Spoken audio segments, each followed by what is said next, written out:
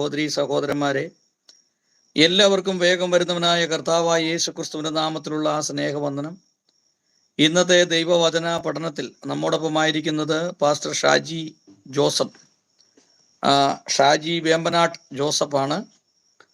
എറണാകുളം ജില്ലയിൽ പൂക്കാട്ടുപടിക്കടുത്ത് പഞ്ചായത്ത് റോഡ് എന്ന സ്ഥലത്ത് താമസിച്ചുകൊണ്ട് കർത്താവിൻ്റെ വേല ചെയ്യുന്ന ദൈവദാസനാണ്.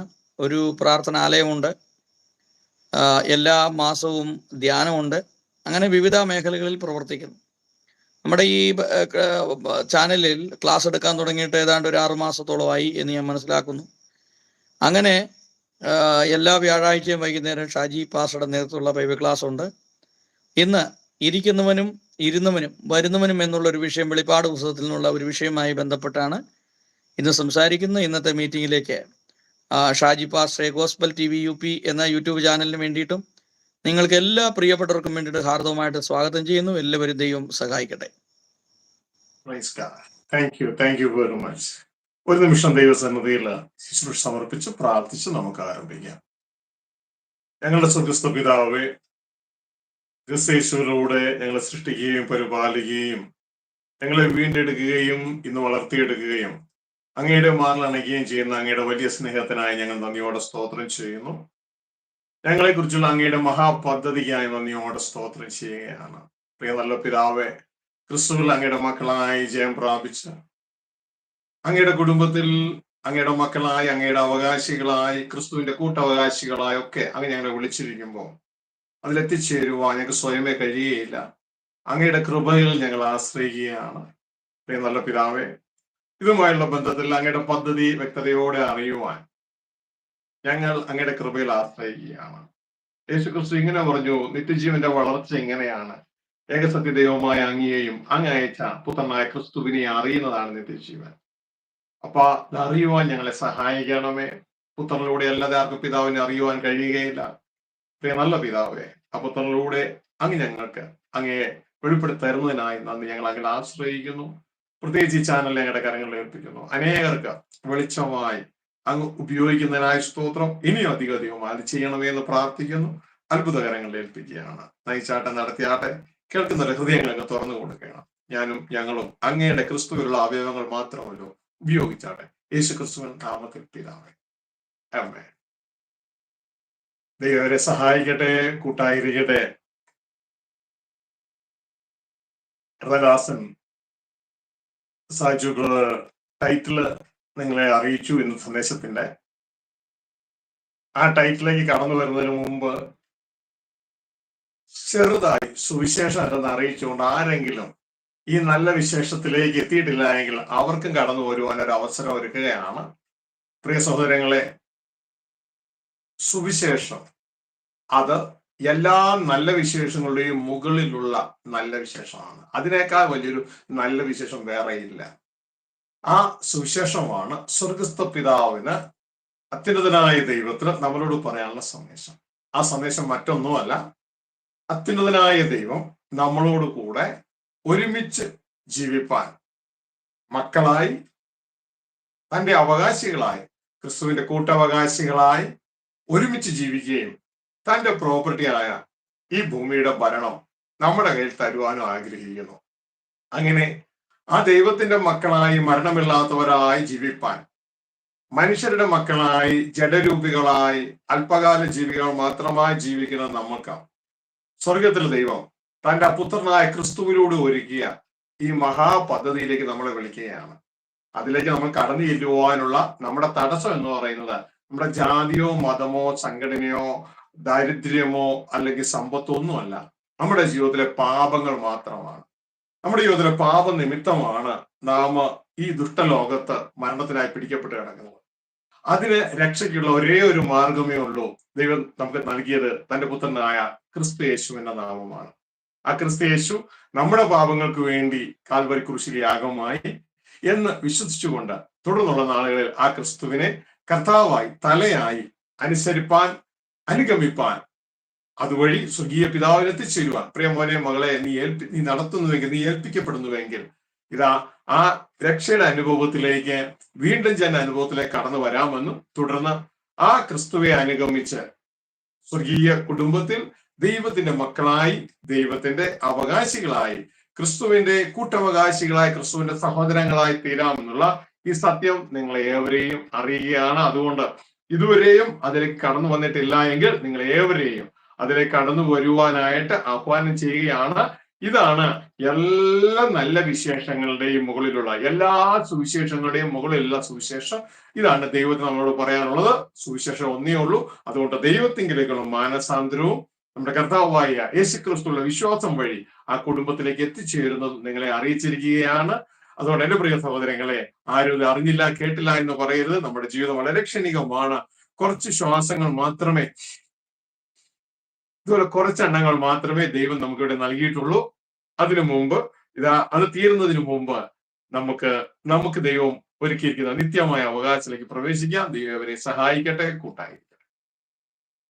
തുടർന്ന് ഇന്നത്തെ ടൈറ്റിലേക്ക് നമ്മൾ പ്രവേശിക്കുകയാണ്. ഇന്നത്തെ ടൈറ്റിൽ നിങ്ങൾ കേട്ടല്ലോ അല്ലെ? പലപ്പോഴും നിങ്ങൾ വായിച്ചിട്ടുണ്ടാകും, പക്ഷേ ചിന്തിച്ചിട്ടുണ്ടാകാൻ വഴിയില്ല. ഞാനും ഇതുവരെ അങ്ങനെ ഒരു ബൈബിൾ ക്ലാസ് ആരെങ്കിലും എടുത്തതായിട്ട് ഓർക്കുന്നില്ല. എടുത്തിട്ടുണ്ടെങ്കിൽ സ്തോത്രം. വെളിപ്പാട് പുസ്തകത്തിൽ കാണുന്ന ഒരു ഫ്രേസ് ആണ് നമ്മളിന്ന് ചിന്തിക്കുന്നത്, ഒരു സെന്റൻസ് ആണ്. അതായത്, സ്വർഗത്തിൽ ഒരു വ്യക്തിയെ ഇരിക്കുന്നതായി കാണിക്കുന്നു. മറ്റാരുമല്ല, ആ വ്യക്തി സർവശക്തനായ ദൈവമാണെന്നും സ്വർഗസ്ഥ പിതാവാണെന്നും ഒക്കെ അവിടെ എഴുതിയിട്ടുണ്ട്. ആ സർവശക്തനായ ദൈവത്തിന്റെ സന്ദേശമാണ് വെളിപ്പാട് പുസ്തകത്തിൽ തുടക്കം മുതൽ അവസാനം വരെ ഉള്ളത്.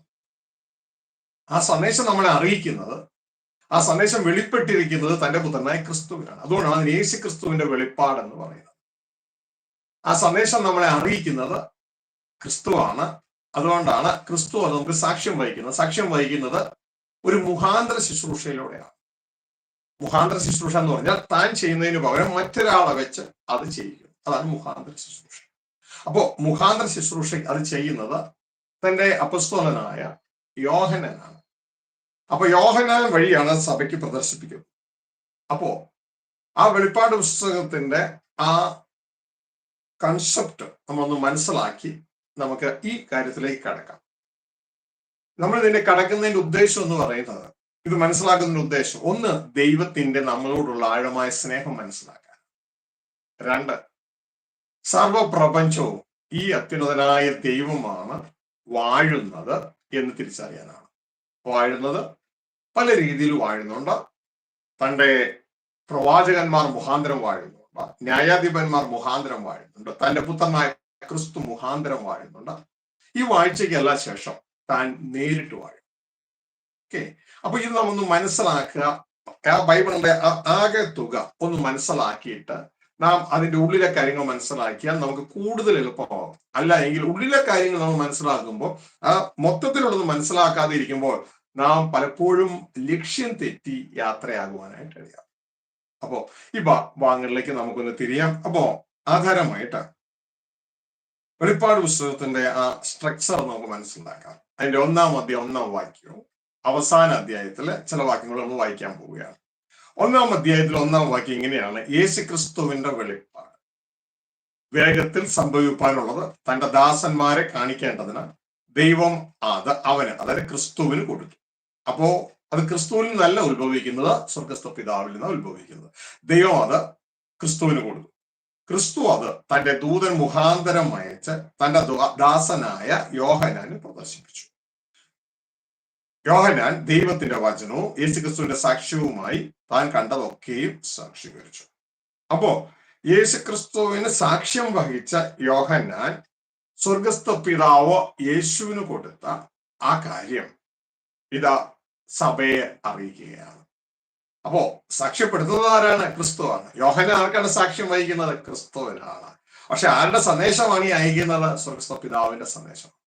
അപ്പോ ഇതൊരു സന്ദേശമാണ്. ഇനി ഈ സന്ദേശം മുഴുവൻ സാക്ഷ്യം വഹിച്ച ശേഷം അവസാനം നമ്മൾ ലെറ്റർ തുടങ്ങില്ലേ, ഇന്ന ആൾക്ക് വേണ്ടി ഇന്ന ലെറ്റർ തുടങ്ങിയിട്ട് പ്രിയപ്പെട്ട മകൻ അല്ലെങ്കിൽ ഇന്ന ആൾ അറിയുവാൻ, എല്ലാം കഴിഞ്ഞിട്ട് അവസാനം എന്ന് നിങ്ങളുടെ സ്വന്തം അല്ലെ, എന്നിട്ട് പേരെഴുതി ഒപ്പിടും.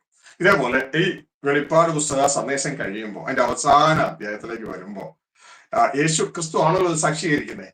അപ്പോ യേശുക്രിസ്തു പറയുകയാണ്, അതിന്റെ 16-ാം വാക്യം 22-14 എഴുതിയിരിക്കുകയാണ്, യേശു എന്ന ഞാൻ സഭകൾക്ക് വേണ്ടി നിങ്ങളോട് ഇത് സാക്ഷീകരിപ്പാൻ എന്റെ ദൂതനെ അയച്ചു. അപ്പൊ യേശു ക്രിസ്തു അവിടെ ചെയ്യുന്നത് സ്വർഗസ്ഥ പിതാവ് നമുക്ക് തന്ന സന്ദേശത്തിനെ സാക്ഷ്യപ്പെടുത്തുകയാണ് തന്റെ ദാസനായ യോഹന്നാൻ മുഖാന്തരം. യേശു എന്ന് ഞാൻ സഭകൾക്ക് വേണ്ടി നിങ്ങളോട് ഇത് സാക്ഷീകരിപ്പാൻ എന്റെ ദൂതനെ അയച്ചിരിക്കുന്നു. അപ്പോ ഈ സന്ദേശം മനസ്സിലായി എന്ന് വിശ്വസിക്കുകയാണ്. അപ്പോ ഈ വെളിപ്പാട് പുസ്തകത്തിൽ പറഞ്ഞിരിക്കുന്ന ആ ഒരു വേടാണ് ഇരിക്കുന്നവനും ഇരുന്നവനും വരുന്നവനും. അപ്പൊ ആരാണ് എന്ന് തിരിച്ചറിയണം. ഇരിക്കുന്നവനും ഇരുന്നവനും വരുന്നവനും. അപ്പൊ നമുക്ക് തെറ്റിപ്പോകരുത്. നമ്മൾ ഇന്ന് പലപ്പോഴും ക്രിസ്തു വരെ വന്ന് നിൽക്കുകയാണ്. എന്നാൽ ക്രിസ്തു പറഞ്ഞ സന്ദേശത്തിലേക്ക് നമ്മൾ പലപ്പോഴും എത്തിയിട്ടില്ല. കാരണം ആ സന്ദേശം പിശാചിന് ഭയമാണ്. ആ സന്ദേശം പിശാച് നമ്മൾ ഇന്ന് മറയ്ക്കുകയാണ്. ഇതുകൊണ്ടാണ് ദൈവത്തിന്റെ വചനം പറയുന്നതാണ് 2 കൊരിന്ത്യർ 4:4 യേശു ക്രിസ്തു ദൈവപുത്രനായ യേശു ക്രിസ്തുവിന്റെ ദൈവപ്രതിമയായ യേശു ക്രിസ്തുവിന്റെ തേജസ്സുള്ള സുവിശേഷം, അതാണ് യേശു 3.5 വർഷം പ്രസംഗിച്ചത്. ആ സുവിശേഷത്തിന്റെ പ്രകാശനം ശോഭിക്കാതിരുപ്പാൻ ഈ ലോകത്തിന്റെ ദൈവം മനുഷ്യരുടെ മനസ്സുകളെ കുരുടാക്കി അവരെ അവിശ്വാസികളാക്കി നിർത്തിയിരിക്കുക. അപ്പൊ ഇത് നമ്മൾ തിരിച്ചറിയണം. ഇത് തിരിച്ചറിഞ്ഞിട്ട് ക്രിസ്തു എന്ത് സന്ദേശമാണ് നമുക്ക് തരുന്നത്, ആ സന്ദേശം നമ്മൾ തിരിച്ചറിഞ്ഞ് പ്രവർത്തിക്കാനായിട്ട് ഇടയാണ്. ആ സന്ദേശം ഒരിക്കലും മറയപ്പെടരുത്. അതാണ് യേശു ക്രിസ്തുവിന്റെ ഉദ്ദേശം. എപ്പോഴും ശ്രദ്ധിച്ചോളാം, ബൈബിള് പറയുന്ന ഒരു കാര്യം, ക്രിസ്തുവിന്റെ ഉപദേശത്തിൽ നിൽക്കാത്ത ഒരുവനും ദൈവമില്ല. അപ്പൊ ക്രിസ്തുവിന്റെ ഉപദേശം എന്താണെന്ന് വ്യക്തതയോടെ നാം തിരിച്ചറിയണം, മനസ്സിലാക്കാനായിട്ട് ഇടയാകണം. എന്നാൽ ഈ നാളുകളിൽ പിശാച് വിദഗ്ധമായി ഭക്തി രൂപത്തിൽ നമ്മൾ നിന്ന് അത് അകറ്റിക്കളയുന്ന ഒരു രംഗം കാണുന്നു. അതിന് നാം അനുവദിക്കരുത്. ദൈവത്തിന്റെ വചനം പറയുന്നു, സാത്താന്റെ തന്ത്രങ്ങളെ നിങ്ങൾ അറിയാത്തവരല്ലോ എന്ന്. അതുകൊണ്ട് ഒരു വിധത്തിലും സ്വർഗസ്ഥ പിതാവ് നമ്മളിന്ന് മറയുന്നു. യേശുക്രിസ്തുവിനെ തന്നതിന്റെ ഉദ്ദേശം എന്ന് പറയുന്നത് ഇതാ നമ്മളെയും സ്വർഗസ്ഥ പിതാവിനെയും കൂടെ ഒന്നാക്കാനാണ് ക്രിസ്തുവിലൂടെ.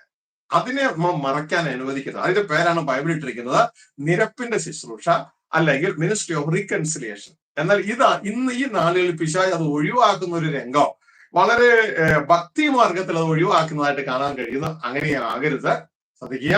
നമുക്ക് യേശു ക്രിസ്തു നമുക്ക് വളരെ പ്രാധാന്യമുള്ള വ്യക്തിയാണ്. സർവ്വപ്രപഞ്ചത്തിന്റെ രാജാവാണ്, നമ്മുടെ കർത്താവാണ്. നമുക്ക് തന്നത് വഴി സത്യം ജീവനും ഞാനാവുന്നു എന്ന് പറഞ്ഞിട്ട് എന്നിലൂടെ അല്ലാതെ ആരും പിതാവിൽ എത്തുന്നില്ല. ആ പിതാവിൽ എത്തിക്കാൻ വേണ്ടിയാണ് സ്വർഗസ്ഥ പിതാവ് പുത്രനെ അയച്ചത്, അല്ലാണ്ട് പിതാവിനെ ഒഴിവാക്കാനല്ല എന്നുള്ള കാര്യം വളരെ വ്യക്തതയോടെ എല്ലാവരും തിരിച്ചറിയുക. അതുകൊണ്ട് പണ്ട് നാളുകളിൽ നമുക്ക് ഇങ്ങനെ കേൾക്കാൻ കഴിയുന്നു, യഹോവ ദൈവമാം വിശുദ്ധ ജാതി നാം എന്ന പാട്ടുപാടിയൊക്കെ ആളുകളെയാണ് എന്റെ വിശ്വാസത്തിന്റെ തുടക്കത്തിൽ എനിക്ക് കാണുവാൻ കഴിഞ്ഞത്. പക്ഷെ ഇപ്പോ ഒക്കെ കുറെയൊക്കെ മാറിയിട്ട് യേശു മാത്രം മതി എന്ന് പറയുന്ന ഒരു തലമാണ് പലപ്പോഴും കാണാനായിട്ട് ഇടയാകുന്നത്. അങ്ങനെയല്ല, നമുക്ക് യേശു വേണം. തീർച്ചയായും യേശുവിനെ കൂടെ അല്ലാതെ നമുക്ക് സ്വർഗീയ പിതാവിനെ അറിയാൻ കഴിയുകയില്ല. പക്ഷെ അതിന്റെ ഉദ്ദേശം എന്ന് പറയുന്നത് സ്വർഗീയ പിതാവിന്റെ അടുക്കൽ, യഹോവയാം ദൈവത്തിന്റെ അടുക്കൽ നമ്മൾ എത്തിച്ചേരാനാണ് എന്ന് മനസ്സിലാക്കി വേണം പ്രവർത്തിക്കാനായിട്ട്. അതുകൊണ്ട് യഹോവയെ കൊണ്ട്, സ്വർഗീയ പിതാവിനെ കൊണ്ട് ക്രിസ്തുവിനെയോ കൊണ്ട് സ്വർഗീയ പിതാവിനെയോ മറയ്ക്കുന്ന ഒരു ശുശ്രൂഷ ഇല്ല എന്ന് മനസ്സിലാക്കുക. ക്രിസ്തുവിനോട് സ്വർഗീയ പിതാവിന്റെ അടുക്കൽ എത്തിച്ചേരുന്ന ശുശ്രൂഷ ഉള്ളത് എല്ലാവരും മനസ്സിലാക്കി പ്രവർത്തിക്കാൻ ഇടയാകും. അപ്പൊ നമ്മുടെ വാക്യത്തിലേക്ക് അടക്കുകയാണ്. വെളിപ്പാട് പുസ്തകം 1-ാം അധ്യായം 4-ാം വാക്യത്തിലേക്ക് വരുമ്പോഴാണ് നമ്മൾ ഇത് വെളിപ്പാട് പുസ്തകത്തിൽ ആദ്യമായിട്ട് കാണുന്നത്. സജുബേറെ വചനം വായിക്കാൻ സൗകര്യം ഉണ്ടാവുമെങ്കിൽ വായിക്കാം, അല്ലെങ്കിൽ അതിനു വേണ്ടി ഞാൻ തന്നെ ആ ജോലി ചെയ്യാം. കുഴപ്പമൊന്നുമില്ല, വായിക്കുന്നതിന് കുഴപ്പമില്ല. എന്റെ സൗണ്ട് ഇച്ചിരി അടഞ്ഞിരിക്കാൻ മാത്രമേ ഉള്ളൂ. കുഴപ്പമില്ലല്ലോ, വായിച്ചോളൂ. വെളിപ്പാട് പുസ്തകം 1:4. യോഹന്നാൻ ആസിയിലെ 7 സഭകൾക്ക് എഴുതുന്നത്, ഇരിക്കുന്നവനും ഇരുന്നവരും വരുന്നവനുമായവനിൽ നിന്നും അവന്റെ സിംഹാസനത്തിന് മുമ്പിലുള്ള 7 ആത്മാക്കളുടെ പക്കൽ നിന്നും വിശ്വസ്ത സാക്ഷിയും. ഇതൊരു ഗ്രീറ്റിംഗ്സ് ആണ്. തുടക്കത്തിൽ തന്നെ സ്വർഗസ്ഥ പിതാവിന്റെ ശുശ്രൂഷ നമ്മളെ അറിയിക്കുമ്പോൾ ഒരു ഗ്രീറ്റിംഗ്സ് ആണ്. അത് ആ ഗ്രീറ്റിംഗ്സിൽ ഉൾക്കൊള്ളുന്ന എല്ലാം നിങ്ങളെന്ന് അറിയണം. സ്വർഗസ്ഥ പിതാവ് ആ ഗ്രീറ്റിംഗ്സിലുണ്ട്, ക്രിസ്തു യേശു ആ ഗ്രീറ്റിംഗ്സിലുണ്ട്, ദൈവത്തിന്റെ ആത്മാവ് ആ ഗ്രീറ്റിംഗ്സിലുണ്ട്. ഹല്ലേലൂയ. അപ്പൊ ഇപ്പോൾ ശ്രദ്ധിക്കണം, പലരും പറയുന്നത് ഷാജി ജോസഫ് പിതാവും പുത്രനും പരിശുദ്ധാത്മാവും അംഗീകരിക്കുന്നില്ല. അങ്ങനെയല്ല. ബൈബിളിൽ പിതാവ് പുത്രൻ പരിശുദ്ധാത്മാ എവിടെയൊക്കെ പറഞ്ഞിട്ടുണ്ടോ അതിനൊക്കെ എനിക്ക് 100% ആമേന. 100% ആമേന. യാതൊരു മാറ്റമില്ല. പക്ഷെ പിതാവും പുത്രനും പരിശുദ്ധാത്മാവും കൂടി കൂടിയാണ് പാർട്ട്ണർഷിപ്പിലുള്ള ഒരു ദൈവം എന്ന് ബൈബിളിൽ എങ്ങും എഴുതാത്തത് കൊണ്ട് അതിനോട് ഞാൻ യോജിക്കുന്നില്ലെന്നേ ഉള്ളൂ. അതിനോട് ഞാൻ യോജിച്ചു കഴിഞ്ഞാൽ എന്ത് പറ്റുമെന്ന് പറയാം, ദൈവരായ ചോദിച്ചാണ് ക്യാൻസൽ ആയിപ്പോകും. ഹല്ലേലൂയ. കാരണം അതിന്റെ ഹൈറാർക്കി ഉണ്ട്, അതിൻ്റെ ഉള്ളൊരു ഹൈറാർക്കി ഉണ്ട്. ഏറ്റവും ടോപ്പില് സ്വർഗസ്ഥ പിതാവ്, സ്വർഗസ്ഥ പിതാവിന്റെ താഴെ ക്രിസ്തു യേശുവിന്റെ താഴെ നമ്മൾ, ഇതെല്ലാം കൂടി പരിശുദ്ധാത്മാവിലോ ഒന്നായിരിക്കുക. അപ്പോ ആ ഒരു ഹൈറാർക്കിയാണ് ഗോഡ് ഹെഡ് എന്ന് പറയുന്നത്. അതപ്പോ ലോ ഓഫ് ദ സ്പിരിറ്റ് ആൾക്ക് അറിയാത്തത് കൊണ്ട്, അതായത് ദൈവരാജ്യ സുവിശേഷം ബൈബിൾ പറയുന്ന സിലബസിൽ പോലും ഇല്ല, പിന്നെ എങ്ങനെ ഇവരെന്തൊക്കെ അറിയണേ? ദൈവരാജ്യ സുവിശേഷത്തിലെ പൗരനായ പുതിയ സൃഷ്ടി ഉപയോഗിക്കേണ്ട ലോ ഓഫ് ദ സ്പിരിറ്റ്, ഇതൊന്നും നമ്മൾ പഠിക്കാതെ നമ്മൾ എന്തെങ്കിലുമൊക്കെ ഒപ്പിച്ചു വെച്ചിട്ട് യാതൊരു കാര്യം നമ്മൾ ലക്ഷ്യത്തിൽ എത്തത്തില്ല. നമ്മൾ എപ്പോഴും ഒരു കാര്യം ലക്ഷ്യം നോക്കി വേണം കാര്യങ്ങളെ ഹാൻഡിൽ ചെയ്യാനായിട്ട്. അപ്പൊ അതല്ല നമ്മുടെ വിഷയം, അതുകൊണ്ട് നമ്മളിപ്പോ അങ്ങോട്ടേക്ക് കടക്കുന്നില്ല. അപ്പൊ പ്രിയ സഹോദരങ്ങളെ, ഇവിടെ ഒരു ഗ്രീറ്റിംഗ്സ് പറഞ്ഞുകൊണ്ടാണ്, അതായത് സ്വർഗസ്ഥ പിതാവിൽ നിന്നും ക്രിസ്തു യേശുവിൽ നിന്നും പരിശുദ്ധ ആത്മാവിൽ നിന്നും നിങ്ങൾക്ക് ഗ്രീറ്റിംഗ്സ് അറിയിക്കുക. അത് വ്യക്തതയോടെ നമുക്ക് ഒന്നുകൂടി ഒന്ന് വായിച്ചു കഴിഞ്ഞാൽ നമുക്കത് മനസ്സിലാക്കുവാനായിട്ട് ഇടയാവും. ദേവാസനെ അതിന്റെ 4, 5, 6 ഒന്ന് വായിച്ച് ആ ഗ്രീറ്റിംഗ്സ് വ്യക്തതയാണ്. പിതാവ്, പുത്രൻ, പരിശുദ്ധാത്മാവ്. ഗ്രീറ്റിംഗ്സ് കാണാം. ഇരുന്നവനും വരുന്നവനുമായവനിൽ നിന്ന് അവന്റെ സിംഹാസനത്തിന് മുമ്പിലുള്ള 7 ആത്മാക്കളുടെ പക്കൽ നിന്നും വിശ്വസ്ത സാക്ഷിയും മരിച്ചവരിൽ ആദ്യജാതനും ഭൂരാജാക്കന്മാർക്ക് അധിപതിയുമായ യേശു ക്രിസ്തുവിൽ നിന്ന് നിങ്ങൾക്ക് കൃപയും സമാധാനം ഉണ്ടാകട്ടെ. നമ്മെ സ്നേഹിക്കുന്നു. മതി, അത്ര അങ്ങോട്ട് തീർന്നു. ഇവിടെ നമുക്ക് കാണാൻ പറ്റും, ആദ്യം പറയുന്നത് സ്വർഗസ്ഥ പിതാവിനെ കുറിച്ചാണ്. രണ്ടാമത് പറയുന്നത് പിതാവിന്റെ മുമ്പിലുള്ള 7 ആത്മാക്കൾ, അതായത് പരിശുദ്ധാത്മാവിന്റെ ആ പെർഫെക്ഷനെ കാണിക്കുകയാണ് 7 ആത്മാക്കൾ. തുടർന്ന് പറയാണ് യേശു ക്രിസ്തു. അപ്പൊ 3 പേർക്ക് അവരുടേതായ ഡീറ്റെയിൽ ഉണ്ട്. എന്നിട്ട് അവരിൽ നിന്ന് നിങ്ങൾക്ക് കൃപയും സമാധാനവും ഉണ്ടാകട്ടെ എന്നാ പറയുന്നത്. അതായത് ഇരിക്കുന്നവനും ഇരുന്നവനും വരുന്നവനുമായവരിൽ നിന്ന്. ഇത് വേറെ ആരുമല്ല, അടുത്ത അധ്യായമായി കാണുമ്പോൾ വായിക്കുമ്പോൾ കാണാം, സർവശക്തനായ ദൈവമായ സ്വർഗീയ പിതാവാണ്. അപ്പോ ഇനി അടുത്തത്, അവന്റെ സിംഹാസനത്തിന് മുമ്പിലുള്ള 7 ആത്മാക്കളുടെ പക്കൽ നിന്നും, അതാണ് പരിശുദ്ധ ആത്മാവ്. പരിശുദ്ധാത്മാവിന്റെ 7 ഓഫീസുകളാണ് കാണിക്കുന്നത്. ഇനി യേശുക്രിസ്തുവിനെ കുറിച്ച് വിശ്വസ്ത സാക്ഷിയും മരിച്ചവരിൽ ആദ്യജാതനും ഭൂരാജാക്കന്മാർക്ക് അധിപതിയായ യേശു ക്രിസ്തുവെങ്കിൽ നിന്ന്, അതാണ് ദൈവപുത്രനായ ക്രിസ്തു, നിങ്ങൾക്ക് സമാധാനവും കൃപയും സമാധാനം ഉണ്ടാകട്ടെ. അപ്പോ ആ ഗ്രീറ്റിംഗ്സ് തുടങ്ങിയാണ്. അങ്ങനെ ആ പിതാവിന്റെയും പുത്രന്റെയും പരിശുദ്ധാത്മാവിന്റെയും നാമത്തിലെ ഗ്രീറ്റിംഗ്സ് അറിയിച്ചുകൊണ്ടാണ് വെളിപ്പാട് പുസ്തകം ആരംഭിക്കുന്നത്. ആ വെളിപ്പാട് പുസ്തകത്തിലെ സന്ദേശം എന്ന് പറയുന്നത് സ്വർഗസ്ഥ പിതാവിന്റെ സന്ദേശമാണ്. ആ സന്ദേശത്തിന് സാക്ഷ്യം വഹിക്കുന്നത് ക്രിസ്തുവാണ്. ക്രിസ്തു അത് യോഹന്നാൻ മുഖാന്തരമാണ് സാക്ഷ്യം വഹിക്കുന്നത്. അതുകൊണ്ട് പ്രിയ സഹോദരങ്ങളെ, നമ്മൾ ക്രിസ്തുവിന് സാക്ഷ്യം വഹിക്കുന്നവരാണ്. നമ്മൾ ക്രിസ്തുവിന് സാക്ഷ്യം വഹിക്കുമ്പോൾ യോഹന്നാൻ എങ്ങനെയാണോ സാക്ഷ്യം വഹിച്ചത് അതുപോലെ തന്നെയായിരിക്കണം. യോഹന്നാൻ സാക്ഷ്യം വഹിച്ചത് സ്വർഗസ്ഥ പിതാവ് ക്രിസ്തുവിന് കൊടുത്ത സന്ദേശത്തെ ഒഴിവാക്കിയിട്ടല്ല ക്രിസ്തു എന്ന് പറഞ്ഞത്. പകരം ആ സന്ദേശത്തെ മുഴുവനായി ക്രിസ്തുവിന് വെളിപ്പെടുത്തിയിട്ടാണ് ക്രിസ്തുവിന് സാക്ഷ്യം വഹിച്ചത്. നല്ലൊരു മോഡലാണ് എന്ന് ഓർപ്പിക്കുകയാണ്. ഇനി ഇത് തന്നെ 8-ാം വാക്യത്തിലും പറയുന്നുണ്ട്. വീണ്ടും റിപ്പീറ്റ് ചെയ്യാണ്. അതിന്റെ 8-ാം വാക്യം 1:8 പറയുന്നുണ്ട് സ്വർഗസ്ഥ പിതാവിന്റെ ഒരു നേച്ചറെ കുറിച്ച്. അവിടെയും പറയുന്നു, ഇരിക്കുന്നവനും വരുന്നവനുമായി സർവശക്തിയുള്ള ദൈവമായ കർത്താവ് അരുളി ചെയ്യുന്നു. അപ്പൊ ഇരിക്കുന്നത് ആരാണെന്നാണ് വ്യക്തമാക്കിയിട്ടുണ്ട്. വായിച്ച അതിന്റെ 8-ാം വാക്യം.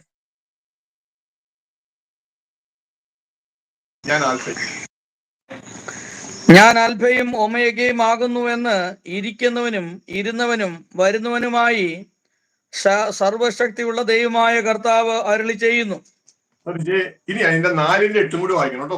4-8. അപ്പൊ ഇവിടെ പറയാണ്, ഞാൻ ആൽഫയും ഒമേഗയും ആകുന്നു, ഇരിക്കുന്നവനും ഇരുന്നവനും വരുന്നവനുമായ, ആരാണിത്? സർവശക്തിയുള്ള ദൈവമായ കർത്താവ് അരുളി ചെയ്യുന്നു. അപ്പോ ഈ ഇരിക്കുന്നവനും ഇരുന്നവനും വരുന്നവനും ആരാണ് നമുക്ക് വ്യക്തമായി. ഇനി എന്റെ 4-ാം അധ്യായം 8-ാം വാക്യം കൂടി വായിച്ച് അവിടെയും കാണാം ഇത് തന്നെ. 4 ജീവികൾക്കും ഓരോന്നിനും 6 ചിറകുള്ളതായി ചുറ്റിലും അകത്ത് കണ്ണ് നിറഞ്ഞിരിക്കുന്നു. ഇരിക്കുന്നവനും ഇരുന്നവനും വരുന്നവനുമായി സർവശക്തിയുള്ള കർത്താവായ ദൈവം പരിശുദ്ധൻ പരിശുദ്ധൻ പരിശുദ്ധൻ എന്ന് അവർ രാപ്പകൽ വിശ്രമം കൂടാതെ പറഞ്ഞുകൊണ്ടിരിക്കുന്നു. അപ്പൊ ഇവിടെയും പറയാണ് സർവശക്തിയുള്ള ദൈവമായ കർത്താവാണ് ഇരിക്കുന്നവനും ഇരുന്നവനും വരുന്നവനും. അപ്പൊ ഞാൻ ഇവിടെ പോയിന്റ് ചെയ്യാൻ ഉദ്ദേശിക്കുന്ന ഒരു കാര്യം എന്ന് പറയുന്നത്, ഈ സർവശക്തിയുള്ള ദൈവം വരുന്നു എന്ന് നമുക്കൊരു അറിവില്ല. നമ്മുടെ അറിവ് ദൈവപുത്രനായ ക്രിസ്തു വരുന്നു എന്നുള്ളതാണ്. അപ്പൊ ഈ 3 വാക്യം പറയാണ് സർവശക്തനായ ദൈവം വരുന്നു. അപ്പൊ ഇവിടെ എന്താണ് ഈ ഇരിക്കുന്നവൻ ആരാണെന്ന് അറിയണമെങ്കിൽ അതിന്റെ 1-ാം വാക്യം വായിച്ചു കഴിഞ്ഞാല് നമുക്ക് കാണാൻ പറ്റും. ഇതാ ആ 4:1 സ്വർഗത്തിലെ ഒരു രംഗമാണ് അവിടെ കാണിക്കുന്നത്. അതിന്റെ 1 മുതൽ ഒരു സെക്കൻഡ്, അതിന്റെ 4-ാം അധ്യായം 1 മുതൽ വായിക്കുമ്പോൾ യോഹന്നാന് സ്വർഗത്തിലെ രംഗം കാണിച്ചു കൊടുക്കുകയാണ്. ആ രംഗത്തില് സ്വർഗത്തിൽ ഒരാൾ ഇരിക്കുന്നതായിട്ട് കാണിച്ചു കൊടുക്കുകയാണ്. അപ്പൊ ആ ഇരിക്കുന്നത് ആരാണെന്ന് വെച്ചാൽ സർവശക്തനായ ദൈവമാണ് ആ ഇരിക്കുന്നത്. അപ്പൊ അതിന്റെ എക്സ്പ്ലനേഷനിലേക്ക് നമ്മൾ പോകുന്നില്ല. ആ ഇരിക്കുന്നവരെ കുറിച്ചാണ് പറയുന്നത്. അതിന്റെ 4-ന്റെ 1, 2 വായിച്ച്. അനന്തരം സ്വർഗത്തിൽ ഒരു വാതിൽ തുറന്നിരിക്കുന്നത് ഞാൻ കണ്ടു. കാഹളനാദം പോലെ എന്നോട് സംസാരിച്ച് കേട്ട ആദ്യത്തെ ശബ്ദം എന്നോട്, ഇവിടെ കയറി വരിക, മേലാൽ സംഭവിപ്പാനുള്ളത് ഞാൻ നിനക്ക് കാണിച്ചു തരാമെന്ന് പറഞ്ഞു. ഉടനെ ഞാൻ ആത്മവിശ്വനായി സ്വർഗത്തിൽ ഒരു സിംഹാസനം ഇരിക്കുന്നതും സിംഹാസനത്തിൽ ഒരുവൻ ഇരിക്കുന്നത് ഞാൻ കണ്ടു. ഇരിക്കുന്നവൻ കാഴ്ചയ്ക്ക് സിംഹാസനത്തിൽ ഒരുവൻ ഇരിക്കുന്നത് ഞാൻ കണ്ടു. ഇപ്പൊ മനസ്സിലായോ ഇരിക്കുന്നവൻ ആരാണെന്ന്? ഇരിക്കുന്നവനും ഇരുന്നവനും വരുന്നവനും. അപ്പോ ഇത് വ്യക്തതയോടെ നമ്മൾ മനസ്സിലാക്കണം എന്താണെന്ന്. പ്രിയ സഹോദരങ്ങളെ, ചില നാളുകൾക്ക് മുമ്പ് നിങ്ങളോട് ഒരു സന്ദേശം പറഞ്ഞാൽ നിങ്ങൾ ഓർക്കുന്നുണ്ടോ? നമുക്ക് മുമ്പ് ഒരു ലോകം ഉണ്ടായിരുന്നു. ആ ലോകം എന്ന് പറയുന്നത് ദൂതന്മാരുടെ ലോകമായിരുന്നു. ഇപ്പോൾ നമ്മളായിരിക്കുന്ന ഒരു ലോകമുണ്ട്, അത് മനുഷ്യരുടെ ലോകമാണ്. ഇനി ഒരു ലോകം വരുന്നുണ്ട്, അത് ദൈവപുത്രന്മാരുടെ ലോകം. ഓർക്കുന്നുണ്ടോ? ഓർക്കുന്നില്ലെങ്കിൽ പഴയ എപ്പിസോഡുകൾ പോയി കാണുക, അത് നമുക്ക് മനസ്സിലാവും. ഓക്കെ, അപ്പോ ഇന്നത്തെ ഈ നമ്മളായിരിക്കുന്ന ലോകത്ത് ഭരണാധികാരിയായി ഇരിക്കുന്നതും മുമ്പുണ്ടായിരുന്ന ലോകത്ത് ഇരുന്നതും വരാൻ പോകുന്ന ലോകത്ത് ഇരിക്കാൻ വേണ്ടി വരുന്നതും ഒക്കെ ഒരാളാണ് യഹോവയാം ദൈവം. അതുകൊണ്ടാണ് ആ ക്യാപ്ഷൻ കൊടുത്തിരിക്കുന്നത്. ഇവിടെ നാം കണ്ടു, ഇരിക്കുന്നു, ഒരുവൻ സ്വർഗ സിംഹാസനത്തിൽ ഇരിക്കുന്നു. ഹല്ലേലൂയ. താഴേക്ക് വരുമ്പോ കാണാം, ആ സിംഹാസനത്തിന്റെ ഒരു ഭാഗത്ത് കുഞ്ഞാട് ക്രിസ്തു നിൽക്കുന്നു. ഓക്കെ, അപ്പോ ഇവിടെ നമ്മൾ വളരെ വ്യക്തതയോടെ ഈ കാര്യം മനസ്സിലാക്കണം. ഇനി ഇന്നത്തെ ഈ അവസ്ഥയിൽ നിങ്ങൾക്ക് പെട്ടെന്ന് കാര്യങ്ങൾ മനസ്സിലാക്കാനായിട്ട് അന്ന് കാണിച്ച ബോളിന്റെ സ്ട്രക്ചർ ഇന്നും ഇവിടെ സൂക്ഷിച്ചു വെച്ചിട്ടുണ്ട്. ഒരു ബോളിന്റെ സ്ട്രക്ചർ, ഇത് 3 ഭൂമികളെ കാണിക്കുന്ന സ്ട്രക്ചറുകളാണ്. ഇതില് നമുക്ക് ഈ പച്ച ഭൂമിയെ തൽക്കാലം എടുത്തങ്ങ് മാറ്റാം, ഇത് വന്നിട്ടില്ല. ഓക്കെ, ഇത് വരും. ഇത് നീതി വസിക്കുന്ന പുതിയ ആകാശം ഭൂമിയാട്ടോ. അത് വരാൻ പോണേ ഉള്ളൂ, അത് വന്നിട്ടില്ല. അത് നമുക്ക് തൽക്കാലം അങ്ങ് മാറ്റാം. ഓക്കെ, അപ്പോ ഇപ്പോഴത്തെ ലോകം, ഇവിടെ ഇരിക്കുന്നവൻ, ഈ ഭൂമിയുമായിട്ട് ബന്ധപ്പെട്ട ഈ ലോകം എന്ന് പറയുന്നത് കേട്ടോ. ഇപ്പോ ഇരിക്കുന്നവൻ. ഇനി മുമ്പിലത്തെ ദൂതവർഗമായിട്ട് ബന്ധപ്പെട്ട ഭൂമി, അതാണ് ദൈവം നശിപ്പിച്ച് കളഞ്ഞിട്ട് അതിനെ റീക്രിയേറ്റ് ചെയ്തെടുക്കുന്ന ഭൂമി, എടുത്ത ഭൂമി, അതാണിത്. അപ്പൊ ഇപ്പോഴത്തെ ഭൂമിയിൽ ഇരിക്കുന്നവൻ ആരാണ്? അത്യുന്നതനായ സ്വർഗസ്ഥ പിതാവാണ് ഇരിക്കുന്നത്, ഭരണത്തിലിരിക്കുന്നത്. എന്നാൽ കഴിഞ്ഞ കാലത്ത് ഇരുന്നവൻ ആരാണ്? എല്ലാത്തിന്റെ ആ ടെൻസ് നോക്കണം. ഇരിക്കുന്നവൻ, ഇരുന്നവൻ, ഇനി വരാൻ പോകുന്ന ലോകത്ത് ഇരിക്കാൻ വേണ്ടി വരുന്നവൻ. അപ്പൊ ഇത് 3 നമ്മൾ തിരിച്ചറിയണം. അപ്പോ ഇപ്പോൾ ഇരിക്കുന്നവനാണ്. ഇതാണ് 103-ാം സങ്കീർത്തനം 19-ാം വാക്യത്തില് ദൈവത്തിന്റെ വചനം പറയുന്നു, യഹോവ തന്റെ സിംഹാസനം സ്വർഗത്തിൽ സ്ഥാപിച്ചിരിക്കുന്നു. യഹോവയുടെ രാജ്യത്വം സകലത്തെയും എല്ലാ രാജ്യങ്ങളെയും വാഴുന്നു. അപ്പൊ ആരാ ഇരിക്കുന്നത്? അത്യുന്നതനായ ദൈവമായ സ്വർഗസ്ഥ പിതാവാണ് യഹോവയാണ്. ഹല്ലേലൂയ. 103-ാം സങ്കീർത്തനം അതിന്റെ 19-ാം വാക്യം ഒന്ന് വായിച്ചു വെക്കുന്നത്. 103-ാം സങ്കീർത്തനം 19-ാം വാക്യം.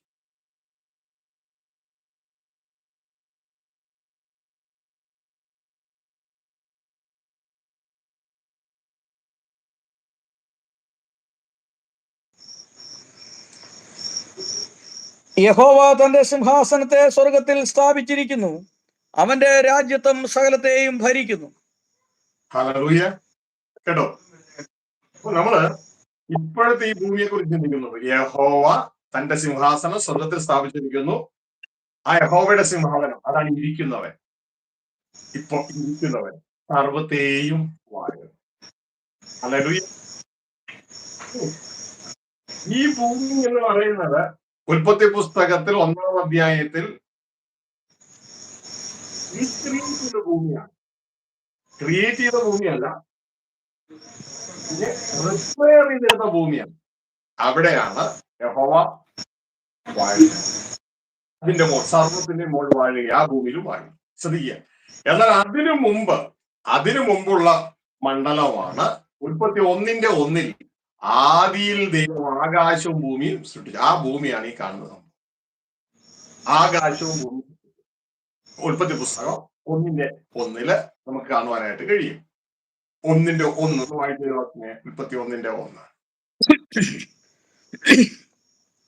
ആദിയിൽ ദൈവം ആകാശവും ഭൂമിയും സൃഷ്ടിച്ചു. ഭൂമി പാഴായും ശൂന്യമായും ഇരുന്നു. ആഴത്തിന്മീതെ ഇരുളുണ്ടായിരുന്നു. ദൈവത്തിന്റെ ആത്മാവ് വെള്ളത്തിന്മീതെ പരിവർത്തിച്ചുകൊണ്ടിരുന്നു. ആ ഭൂമിയാണ് ഈ കാണുന്ന ഭൂമി. ആദിയിൽ ദൈവം ആകാശവും ഭൂമിയും സൃഷ്ടിച്ചു. മനസ്സിലാവുന്നുണ്ടോ? ആ ഭൂമിക്ക് എന്നാ പറ്റി? ഈ ഭൂമി ദൈവം സൃഷ്ടിച്ചത് ദൈവത്തിന് അറിയാലോ, പാഴ് ശൂന്യമായിട്ടൊന്നുമല്ല. യെശയ്യാ പ്രവാചകന്റെ പുസ്തകം 48:15 ഞാൻ ചിന്തിക്കുന്നു. അവിടെ എഴുതിയിട്ടുണ്ട്, ദൈവം 48:15 വായിച്ചിട്ടുണ്ട്. ദൈവം ഭൂമിയെ സൃഷ്ടിച്ചത് വ്യർത്ഥമായിട്ടല്ല സൃഷ്ടിച്ചത്. ദൈവം ഭൂമിയെ സൃഷ്ടിച്ചത് അതിനു വേണ്ടി പാർപ്പിനായിട്ടാണ് സൃഷ്ടിച്ചത്. അപ്പൊ ഈ ഭൂമിയെ പാർപ്പിനായിട്ട് സൃഷ്ടിച്ചത്. ഇതിന്റെ ഡീറ്റെയിൽ നമ്മൾ അധികം പറയുന്നില്ല, കാരണം ഓൾറെഡി വേറൊരു സന്ദേശത്തിൽ, ഇതിനു മുമ്പുള്ള സന്ദേശം നമ്മളിത് പറഞ്ഞിട്ടുണ്ട്. അതുകൊണ്ട് അത് മനസ്സിലാക്കും. Thank you. 48:15 അല്ല, 45 അത് പിന്നെ 48:13 പറയുന്നുണ്ട്, എന്റെ കൈ ഭൂമിക്ക് അടിസ്ഥാനമിട്ടു, എന്റെ വലം കൈ ആകാശത്ത് വിരിച്ചു, ഞാൻ വിളിക്കുമ്പോൾ അവയൊക്കെയും ഉളവായി വരുന്നു. 45:18.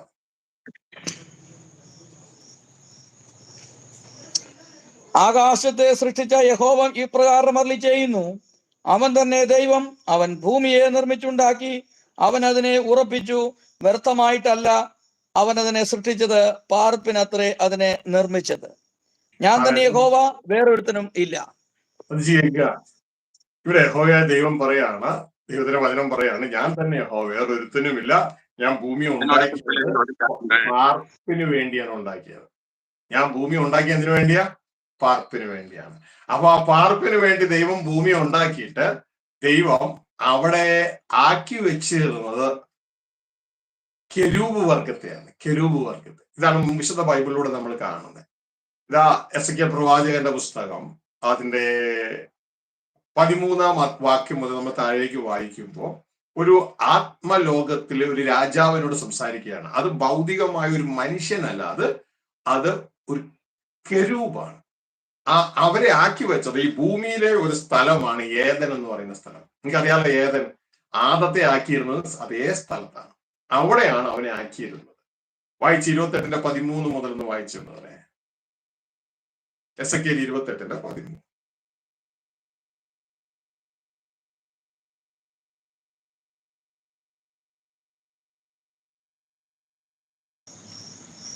നീ ദൈവത്തിന്റെ തോട്ടമായ ഏദനിലായിരുന്നു. താമ്രമണി, പീതരത്നം, വജ്രം, പുഷ്പരാഗം, ഗോമേതകം, സൂര്യകാന്തം, നീലക്കല്ല്, മാണിക്യം, മരതകം മുതലായ സകലരത്നങ്ങളും നിന്നെ മൂടിയിരുന്നു. നിന്നെ തീർത്ത നാളിൽ നിന്നിലുള്ള തടങ്ങളുടെയും കൂടുകളുടെയും പണി പൊന്നുകൊണ്ടുള്ളതായിരുന്നു. നീ ചിറക് വിടർത്തി മറയ്ക്കുന്ന കെരൂബാകുന്നു. ഞാൻ നിന്നെ വിശുദ്ധ ദേവോറോതിലിരുത്തിയിരുന്നു. നീ അഗ്നിമയ രഥങ്ങളുടെ മധ്യേ സഞ്ചരിച്ചു പോന്നു. നിന്നെ സൃഷ്ടിച്ച നാൾ മുതൽ നിന്നിൽ നീതികേട് കണ്ടതുവരെ നീ നടപ്പിൽ നിഷ്കളങ്കനായിരുന്നു. നിന്റെ വ്യാപാരത്തിന്റെ പെരുപ്പം നിമിത്തം നിന്റെ അന്തർഭാഗം സാഹസം കൊണ്ട് നിറഞ്ഞു. നീ പാപം ചെയ്തു, അതുകൊണ്ട് ഞാൻ നിന്നെ അശുദ്ധനെന്നെണ്ണി ദേവപർവ്വത്തിൽ നിന്ന് തള്ളിക്കളഞ്ഞു. മറയ്ക്കുന്ന കെരൂബേ, ഞാൻ നിന്നെ അഗ്നിമയ രഥങ്ങളുടെ മധ്യയിൽ നിന്ന് മുടിച്ച് കളഞ്ഞു. അപ്പോ ഇവിടെ നിങ്ങൾക്കറിയാം 2 പ്രാവശ്യം ഇത് ആരാണെന്ന് പറയുന്നുണ്ട്. കെരൂബാണ് എന്ന് പറയുന്നുണ്ട്. എവിടെയാ നിർത്തിയിരുന്നത്? ഏദനിലായിരുന്നു നിർത്തിയിരുന്നത്. അപ്പോ ദൈവം ഭൂമി ഉണ്ടാക്കിയത് എന്തിനു വേണ്ടിയാ? പാർപ്പിനായിട്ട്. അപ്പൊ പ്രിയ സഹോദരങ്ങള്, ആ ഭൂമിയില് പാപം കടന്നു എന്ന് പറയുന്നത് പാപവും ദൈവവുമായിട്ട് പൊരുത്തപ്പെടുകയില്ല. ദൈവത്തിന്റെ ചിന്തകൾക്ക് വിപരീതമായി പ്രവർത്തിക്കുന്നതാണ് പാപം.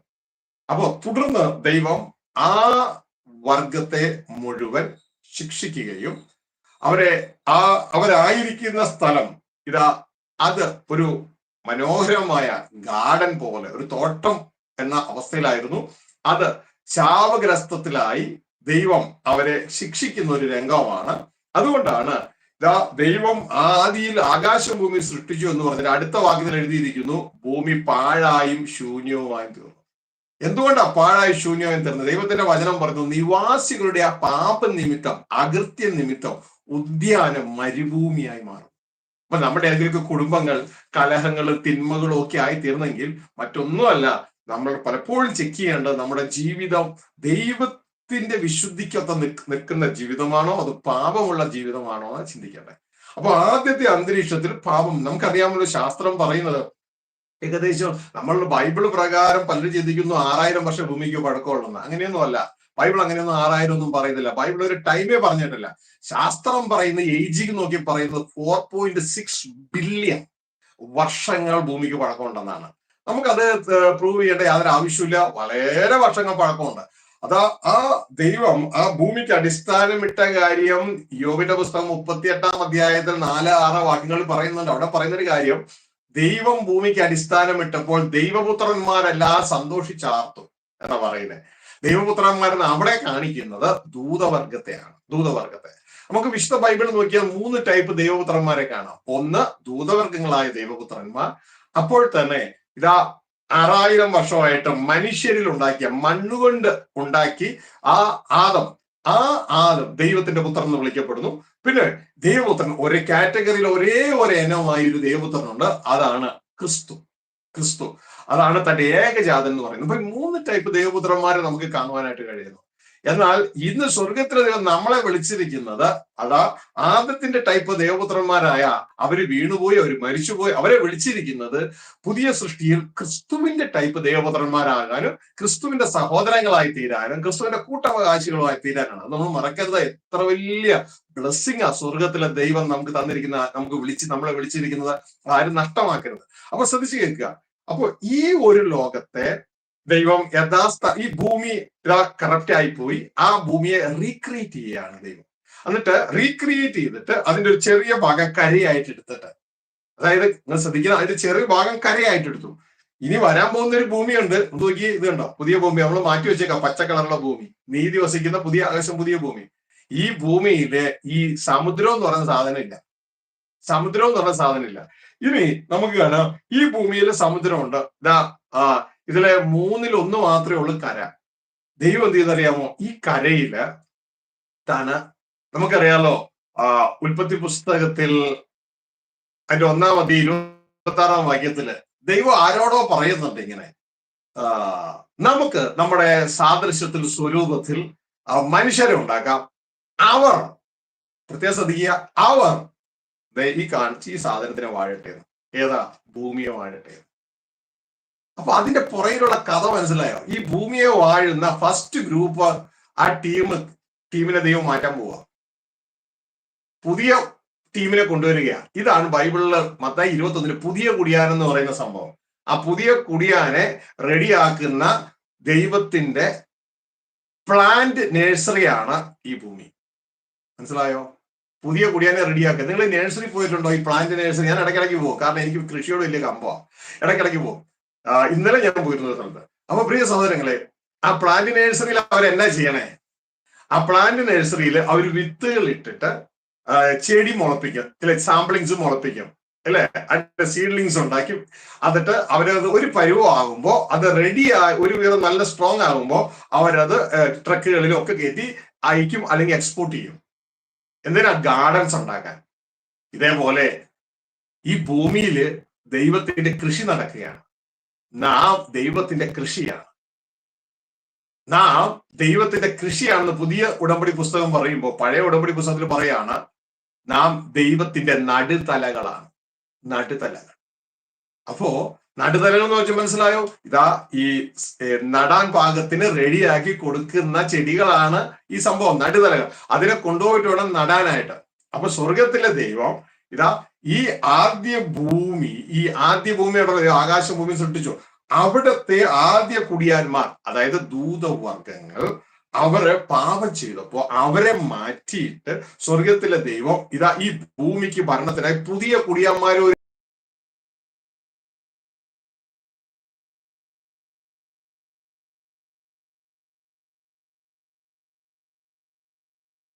ായി നമ്മളെ എടുക്കുക. നമുക്കറിയാം, ഇതാ ഒരു കൃഷിക്കാരൻ ഇതാ കുറേ വിത്തുകൾ ഇട്ടു. ഇതാ ഇപ്പോ കൊക്കോയുടെ തൈ നടാനായിട്ട് കൃഷിക്കാർ ഞാൻ കണ്ടിട്ടുണ്ട്. അവർ ഈ കൃഷിക്കാർ തോട്ടങ്ങളിൽ വരും, എന്നിട്ട് നല്ല തൈ നല്ല വലിയ കൊക്കോ വിത്തുകളുള്ള ഇത് അവർ ആ ഉടമസ്ഥനോട് ചോദിച്ചിട്ട് അവർ പറിച്ചിട്ടിട്ട് തോട്ടത്തിൽ വെച്ച് തന്നെ അവര് ആ കൊക്കോ ആയിട്ട് കൊണ്ടുപോകത്തില്ല, അതിനെ രണ്ടായിട്ട് പൊളിച്ചിട്ട് അതിന്റെ വിത്ത് ഒരു വലിയ ബക്കറ്റിലേക്ക് ഇടും. എന്നിട്ട് ആ ബക്കറ്റ് നിറച്ച് വിത്തായിട്ട് ആ വിത്തും കൊണ്ട് അവർ പോയിട്ട് ആ വിത്ത് മുളപ്പിക്കും. ആ വിത്ത് മുളപ്പിക്കുമ്പോൾ എത്ര എണ്ണം നന്നായിട്ട് മുളച്ചോ അത് മാത്രം എടുക്കും, ബാക്കി അവിടതിനെ കളയും. എന്തിനാണ്? അവർക്ക് പുതിയ കൊക്കോത്തോട്ടം ഉണ്ടാക്കാൻ വേണ്ടി, കൊടുക്കാൻ വേണ്ടിയാണ്. ഇതേപോലെ സ്വർഗത്തിലെ ദൈവം ഇതാ നമ്മളെ ഓരോരുത്തരെയും ഇതാ ഈ ഭൂമി, ഈ കാണുന്ന ഭൂമിയാണല്ലോ ഇപ്പോഴത്തെ ഭൂമി, ഇപ്പോൾ ദൈവം ഇരിക്കുന്നു എന്ന് പറഞ്ഞ ഭരിക്കാനിരിക്കുന്നു, അവിടെ നമ്മളെ നട്ടിരിക്കുക. എന്നിട്ട് അതിലേക്ക് നമ്മൾ വിളിച്ചിരിക്കുക, ഈ പദ്ധതിയിലേക്ക്. ഈ വിളിക്കപ്പെട്ട അനേകരുണ്ട്. കൊക്കോ വിത്തുകൾ കൊണ്ടുപോയത് കുറെ ഉണ്ട്, പക്ഷെ അതിൽ നന്നായിട്ട് മുളച്ചത് കുറച്ചേ ഉള്ളൂ. അപ്പോ ഇതേപോലെ തന്നെ വിളിക്കപ്പെട്ട അനേകരുണ്ട്, തെരഞ്ഞെടുക്കപ്പെട്ടവർ ചുരുക്കമാണ്. അപ്പോ ആ ചുരുക്കം തെരഞ്ഞെടുക്കപ്പെട്ട, അത് നന്നായിട്ട് മുളച്ച് നല്ല നടുതലകളായാൽ, പ്രിയ സഹോദരങ്ങളെ, അവരെ എങ്ങോട്ട് മാറ്റുമെന്നറിയാമോ? ഇതുണ്ടോ, പുതിയ ആകാശവും പുതിയ ഭൂമിയും, നീതി വസിക്കുന്ന പുതിയ ആകാശം പുതിയ ഭൂമിയിലെ അങ്ങോട്ടേക്ക് അവരെ മാറ്റും. ഇതിന്റെ മുകളിൽ പുതിയ യെരൂശലേമൊക്കെ ഉണ്ടാവും കേട്ടോ. ഇതിന്റെ മുകളിൽ പുതിയ യെരൂശലേം. ദൈവവചനം പറയുന്നു, ഒരു പാപിയും ഇതിന്റെ ഉള്ളിൽ പ്രവേശിക്കത്തില്ല. ഒരു പാപിയും ഇതിന്റെ ഉള്ളിൽ പ്രവേശിക്കത്തില്ല. അപ്പോ ഇവിടെ നിങ്ങൾ മനസ്സിലാക്കുക, ആ ടൈറ്റിലില് ഇരിക്കുന്നവൻ, അതാണ് അത്യുന്നതനായ സ്വർഗസ്ഥ പിതാവ്. ആ സ്വർഗസ്ഥ പിതാവ് നേരത്തെയുള്ള ലോകത്തിൽ ഇരുന്നവനാണ്. ഇനി ഇതുവരെ എത്തിയിട്ടില്ല നീതി വസിക്കുന്ന പുതിയ ആകാശവും ഭൂമിയും. ഇനി ആ നീതി വസിക്കുന്ന പുതിയ ആകാശവും ഭൂമിയും വരുമ്പോ അങ്ങോട്ടേക്ക് അവിടെ വാഴാനായിട്ട് ഇറങ്ങി വരുന്നവനുമാണ്. പിടുത്തം കിട്ടിയോ? ഇതാണ് സക്രിയ 14:9 നമുക്ക് കാണാം. അന്നാളിൽ യഹോവ സർവഭൂമിക്കും രാജാവായിരിക്കും. അന്ന് യഹോവയുടെ നാമം യഹോവ ഏകനും, ആ യഹോവയുടെ നാമം ഏകവും ആയിരിക്കും. സക്രിയ 14:9 ഒന്ന് വായിച്ചാണ് സക്രിയ 14:9.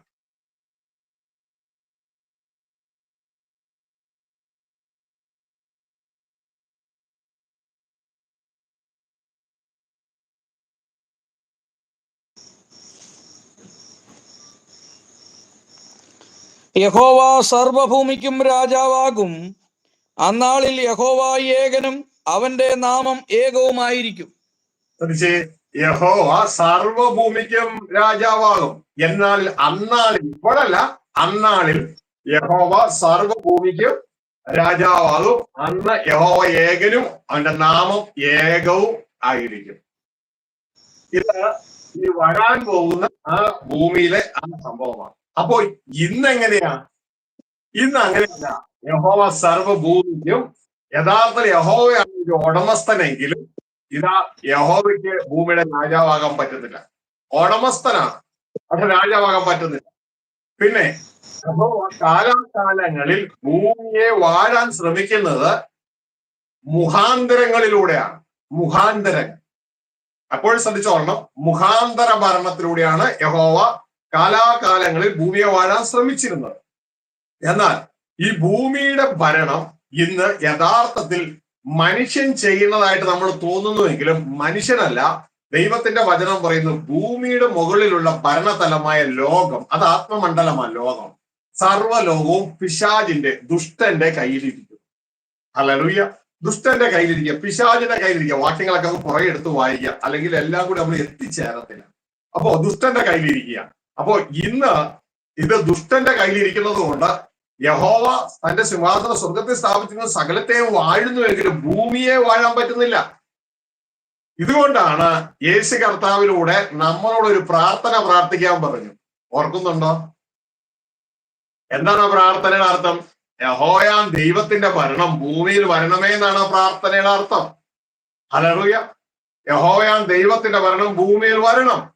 പക്ഷെ പിശാച് തന്ത്രപൂർവം നമ്മളിൽ പല ക്രിസ്ത്യാനികളിൽ നിന്നും ഈ പ്രാർത്ഥന പ്രാർത്ഥിക്കാതെ ഒഴിവാക്കി കളഞ്ഞിട്ടുണ്ട്. അത് ആരൊക്കെയാണെന്ന് അവനവൻ തന്നെ ഒന്ന് അവനവനെ തന്നെ പരിശോധിക്കുക. അതായത് ആ പ്രാർത്ഥന മത്തായിയുടെ സുവിശേഷം 6-ാം അധ്യായം 9-ാം വാക്യം മുതലാണ് കർത്താവായ യേശു ക്രിസ്തു. മത്തായി 6:9 കേട്ടോ. ദൈവദാസൻ എടുത്തേക്കണേ. ഇവിടെ മഴ പെയ്യുന്നുണ്ട്, അതുകൊണ്ട് ചിലപ്പോൾ ആ ശബ്ദം കൂടി കയറി വന്നുകൊണ്ട് ക്ലിയർ ആകത്തില്ല. എങ്കിലും ദൈവം സഹായിക്കട്ടെ. അപ്പൊ മത്തായി 6:9 സ്വർഗത്തിലെ ദൈവത്തിന്റെ മകനായ ക്രിസ്തു ഭൂമിയിൽ വന്നിട്ട് പറഞ്ഞൊരു കാര്യം, റിക്വയർമെന്റ്, സ്വർഗീയ റിക്വയർമെന്റ് നമ്മളോട് പറഞ്ഞു. പക്ഷെ നമ്മൾ അത് അനുസരിക്കുന്നുണ്ടോ ഇല്ലയോ എന്ന് നമ്മളെ തന്നെ പരിശോധിക്കണം. എന്താണ് ആ റിക്വയർമെന്റ് എന്നറിയാമോ? വായിച്ച്. നിങ്ങൾ ഇവണ്ണം പ്രാർത്ഥിപ്പീൻ: സ്വർഗസ്ഥനായ ഞങ്ങളുടെ പിതാവേ, നിന്റെ നാമം വിശുദ്ധീകരിക്കപ്പെടണമേ, നിന്റെ രാജ്യം വരണമേ, നിന്റെ ഇഷ്ടം സ്വർഗത്തിലെ പോലെ ഭൂമിയിലും ആകണമേ. ഞങ്ങൾക്ക് ആവശ്യമുള്ള നമ്മുടെ മെയിൻ കണ്ടന്റ് യേശു ക്രിസ്തു. ഞാൻ മനസ്സിലാക്കുന്നത് ഇതിനേക്കാൾ ബെസ്റ്റ് പ്രയർ ഒന്നുമില്ലെന്നുള്ളതാണ്.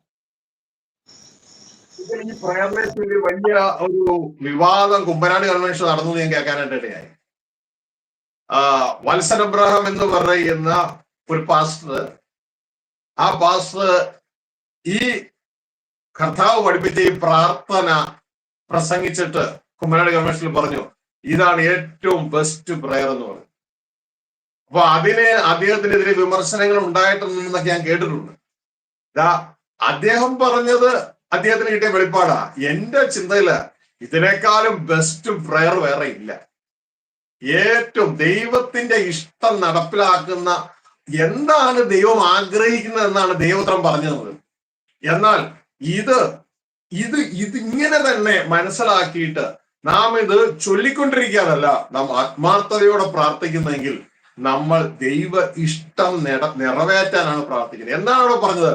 സ്വർഗസ്ഥനായ യേശു പറയാണ്, നിങ്ങൾ പ്രാർത്ഥിക്കുമ്പോൾ സൗകര്യം ഉണ്ടെങ്കിൽ ഇങ്ങനെ പ്രാർത്ഥിക്കാനല്ല, ഈ വണ്ണം പ്രാർത്ഥിപ്പിൻ: സ്വർഗസ്ഥനായ ഞങ്ങളുടെ പിതാവേ, അങ്ങയുടെ നാമം മഹത്വപ്പെടണമേ. എങ്ങനെ? അങ്ങയുടെ രാജ്യം വരണമേ. എവിടെ? ഭൂമിയിൽ. കണ്ടോ? അപ്പോ ശ്രദ്ധിച്ചേ, അപ്പൊ ഈ ഭൂമിയിൽ ആരുടെ രാജ്യം ഇല്ല? ദൈവരാജ്യം ഇല്ല, യഹോവയുടെ രാജ്യം ഇല്ല, സ്വർഗസ്ഥ പിതാവിന്റെ രാജ്യം ഇവിടെ ഇല്ല. പിന്നെ ഇവിടെയുള്ള രാജ്യം ആരുടെയാ?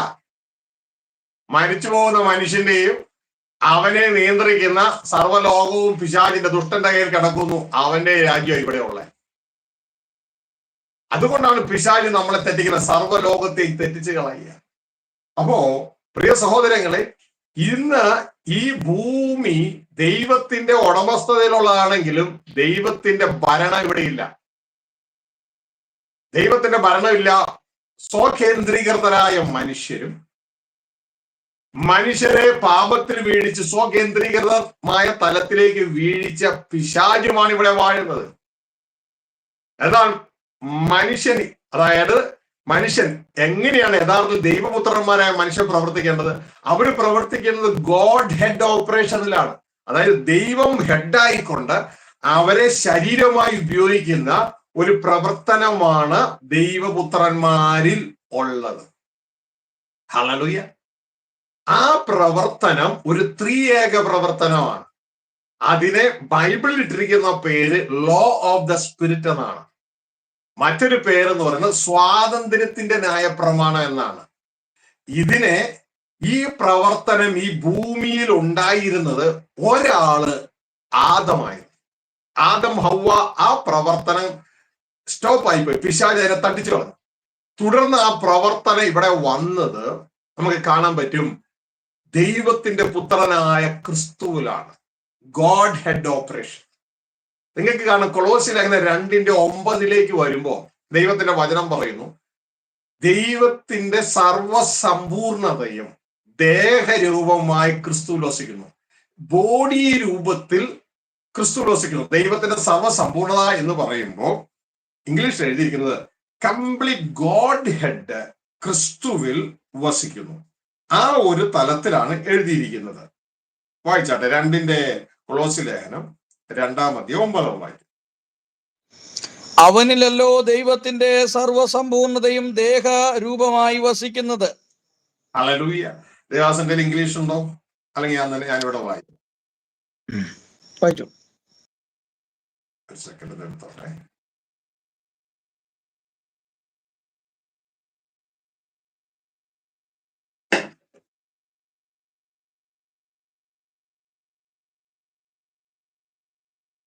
ഞാൻ KJV വായിക്കുന്നത് കേട്ടോ. For in him dwelleth all the fullness of the Godhead bodily. Godhead bodily. Godhead bodily എന്ന് പറഞ്ഞാൽ ദൈവം തലയായി ദൈവപുത്രനെ ബോഡിയായി പ്രവർത്തിക്കുന്ന ആ തലമാണ് ഗോഡ് ഹെഡ് ഓപ്പറേഷൻ. അതുണ്ടായിരുന്നത് ക്രിസ്തുവിലാണ്. ഇതുകൊണ്ടാണ് ദൈവത്തിന്റെ വചനം പറഞ്ഞത് ക്രിസ്തുവിന്റെ തല ദൈവം, ദൈവത്തിന്റെ ശരീരം ക്രിസ്തു. ഇതാണ് ഇവിടെ ഇരിക്കുന്നത്. അവനിലല്ലോ ദൈവത്തിന്റെ സർവസമ്പൂർണതയും ദേഹരൂപം, ബോഡി രൂപത്തിൽ വസിക്കുന്നത്. അപ്പൊ ദൈവം തല എന്ന് 1 Corinthians 11:3 പറയുന്നു. ക്രിസ്തു ദൈവത്തിന്റെ ബോഡി എന്ന് കൊളോസ്യർ 2:9 പറയുന്നു. അങ്ങനെ ഗോഡ് ഹെഡ് ഓപ്പറേഷൻ നടക്കുക. അങ്ങനെയാണ് ദൈവപുത്രന്മാർ പ്രവർത്തിക്കുന്നത്. എന്നാൽ വീണുപോയ മനുഷ്യരോ, പിശാചിന്റെ കീഴിലുള്ള മനുഷ്യർ പ്രവർത്തിക്കുന്നത് സ്വയമായിട്ടാണ്. അതുകൊണ്ടാണ് പിശാച് മനുഷ്യനിലൂടെ വാഴുന്നത്. അപ്പൊ ഇങ്ങനെ വാഴുന്ന ആ സ്വയമായി പ്രവർത്തിക്കുന്ന ഈ മനുഷ്യർ മാറിയിട്ട് ശ്രദ്ധിക്കുക, ഈ പുതിയ ആകാശം പുതിയ ഭൂമിയും വരത്തില്ലേ, അവിടെ പ്രവർത്തിക്കുന്ന മുഴുവൻ ഗോഡ് ഹെഡ് ഓപ്പറേഷനാണ്. അതിന്റെ പേരാണ് ലോ ഓഫ് ദ സ്പിരിറ്റ്. ആത്മാവിന്റെ നിയമം അല്ലെങ്കിൽ സ്വാതന്ത്ര്യത്തിന്റെ ന്യായപ്രമാണം. അവിടെ ഇവര് സ്വയമായിട്ടല്ല പ്രവർത്തിക്കുന്നത്.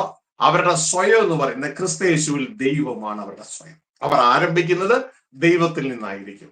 ക്രിസ്തുവിലൂടെയാണ് ആ ആരംഭം വരുന്നത്. അപ്പൊ ക്രിസ്തുവിലുള്ളവർക്കാണ് ആരംഭം. ഇതുകൊണ്ടാണ് ക്രിസ്തു പറയുന്നത് ഇവർക്ക് സ്വയമേ പ്രവർത്തിക്കാൻ പറ്റില്ല. ഇതാ ക്രിസ്തു പറയുന്നത് എനിക്ക് സ്വയമേ ഒന്നും പ്രവർത്തിക്കാൻ കഴിയില്ല. പിതാവ് എന്ത് പറയുന്നുവോ എന്ത് കാണിക്കുന്നുവോ അത് ഞാൻ ഭൂമി ചെയ്യുന്നു. ഇതാണ് ഗോഡ് ഹെഡ് ഓപ്പറേഷൻ. ഇതിന്റെ പേരാണ് ലോ ഓഫ് ദി സ്പിരിറ്റ്. അതൊരു ത്രിയേക പ്രവർത്തനമാണ്. എങ്ങനെയാണ് പിതാവ് പുത്രനിലൂടെ പ്രവർത്തിക്കുന്നത്? തന്റെ ആത്മാവിലൂടെയാണ്. പിതാവ് തന്റെ ആത്മാവിനെ പുത്രനിൽ കൊടുക്കുന്നു. ആ ആത്മാവിലൂടെ പുത്രന് ഇൻസ്ട്രക്ഷൻ കൊടുക്കുന്നു. ആ ആത്മാവിലൂടെ പുത്രനിൽ വസിക്കുന്നു. അങ്ങനെ പിതാവ് തന്റെ പുത്രനായ ക്രിസ്തുവിലൂടെ വെളിപ്പെടുന്നു. പിതാവ് പുത്രനിൽ തന്റെ ആത്മാവിനെ പ്രവർത്തിക്കുന്നു. പിതാവ് പുത്രൻ പരിശുദ്ധാത്മാവിന്റെ ഏകീകൃത പ്രവർത്തനം ക്രിസ്തുവിൽ. മനസ്സിലായോ? അപ്പോ ഇതാണ് ബൈബിളിലെ പിതാവ് പുത്രൻ പരിശുദ്ധാത്മ. ഇതിനെ തെറ്റിദ്ധരിച്ചിട്ടായിരിക്കണം ഒരുപക്ഷെ നമ്മുടെ കാരണവന്മാരെ കൊണ്ടുപോയി ത്രിയേക ദൈവത്തെ സെറ്റ് ചെയ്തു വെച്ചത്. അങ്ങനെ ഒരു ത്രിയേക ദൈവം ബൈബിളിലില്ല. പക്ഷെ പിതാവ് പുത്രനിൽ തന്റെ ആത്മാവിലൂടെ പ്രവർത്തിക്കുന്ന ഒരു ഗോഡ് ഹെഡ് ഓപ്പറേഷൻ ബൈബിളിലുണ്ട്. അതിന്റെ പേരാണ് ലോ ഓഫ് ദ സ്പിരിറ്റ്. റോമ 8:1-2 വളരെ വ്യക്തതയോടെ ക്രിസ്തയേശുവിൽ ഈ ലോ ഓഫ് ദ സ്പിരിറ്റ് ഉണ്ടായി എന്ന്, ആ ലോ ഓഫ് ദ സ്പിരിറ്റ് നമ്മളെ പാപത്തിന്റെയും മരണത്തിന്റെയും പിടിയിൽ നിന്ന്, നിയമത്തിൽ നിന്ന് സ്വതന്ത്രരാക്കിയെന്ന് നാം കാണും. ഹല്ലേലൂയ. ഇതിന്റെ detail law of the spirit പഠിക്കുമ്പോൾ നമുക്ക് മനസ്സിലാക്കാം. Already law of the spirit ഇതിൽ പ്രസംഗിച്ചിട്ടുണ്ട് ഗോസ്പൽ ടിവിയിൽ. നിങ്ങൾ അത് പോയി കേൾക്കുക, മനസ്സിലാക്കുക. നമുക്കത് മനസ്സിലാവും. എന്നിട്ട് എന്തിനാ മനസ്സിലാക്കാൻ അറിയാമോ? നമ്മൾ ക്രിസ്തുവിലുള്ള ആ പുതിയ സൃഷ്ടിയിലെ ദൈവപുത്രന്മാര്, ആ പുതിയ സൃഷ്ടിയുടെ പ്രവർത്തന രീതി ലോ ഓഫ് ദ സ്പിരിറ്റ് ആണ്. അല്ലാതെ ഈ പഴയ സ്വയകേന്ദ്രീകൃതമായ ജീവിതമല്ല. സ്വയകേന്ദ്രീകൃതമായ ജീവിതത്തിലുള്ളവർക്കാണ് ന്യായപ്രമാണം കൊടുത്തത്. നമ്മൾ ആ ഒരു ചിന്തയിലാണ് നമ്മൾ നിൽക്കുന്നതെങ്കിൽ നമുക്ക് ഈ ദൈവരാജ്യത്തിന്റെ മുഴുവൻ മനസ്സിലാകത്തില്ല. കാരണം കർത്താവ് യേശുക്രിസ്തു ഇങ്ങനെ പറഞ്ഞു, ഞാൻ തരുന്ന ഈ പുതിയ വീഞ്ഞ് നിങ്ങൾ കൊണ്ടുപോയി നിങ്ങളുടെ പഴയ മനസ്സിൽ, പഴയ മൈൻഡ് സെറ്റിൽ തുരുത്തി കൊണ്ട് വെക്കരുത്. വെച്ചു കഴിഞ്ഞാൽ ഈ ദൈവരാജ്യത്തിന്റെ മൊഴികൾ നിങ്ങൾക്ക് കിട്ടത്തില്ല, നിങ്ങൾക്ക് ഒഴുകിപ്പോകും, നിങ്ങൾ തുരുത്തി പൊട്ടിപ്പോകും, അതായത് നിങ്ങൾ നശിച്ചു പോകും. അപ്പൊ എന്റെ പ്രിയ സഹോദരങ്ങളെ, നമ്മൾ അത് ശ്രദ്ധിക്കുക. അപ്പോ സബ്ജക്ട് ഇന്ന് അതല്ലാത്തത് കൊണ്ട് ഞാൻ അങ്ങ് മാറുകയാണ്. പ്രിയരെ, ഇവിടെ മനസ്സിലാക്കേണ്ട കാര്യം, ഈ സ്വർഗസ്ഥ പിതാവ് ഇന്നായിരിക്കുന്ന ഭൂമിയുടെ മുകളിൽ, സർവത്തിന്റെയും മുകളിൽ ഇരിക്കുന്നവനാണ്. പക്ഷെ ഭൂമിയുടെ ഭരണം കൈ കിട്ടിയിട്ടില്ല. ഭൂമിയുടെ ഭരണം കൈ കിട്ടാത്തതിന്റെ കാരണം കഴിവില്ലാത്തത് കൊണ്ടല്ല. സ്വർഗത്തിന്റെ ദൈവം ഈ ഭൂമിയുടെ ഭരണം തന്റെ പുത്രനായ ക്രിസ്തുവിന് കൊടുത്തു. ഈ ഭൂമിയുടെ ഭരണം ആദത്തിന് കൊടുത്തു. ആദം അത് പാപം ചെയ്ത് ഈ പഴയ കുടിയാനായ പിശാചിന്റെ കയ്യിൽ തന്നെ വീണ്ടും ഏൽപ്പിച്ചു.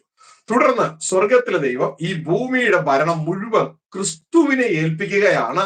അതിന്റെ അധികാരമൊക്കെ ഏൽപ്പിക്കുകയാണ്.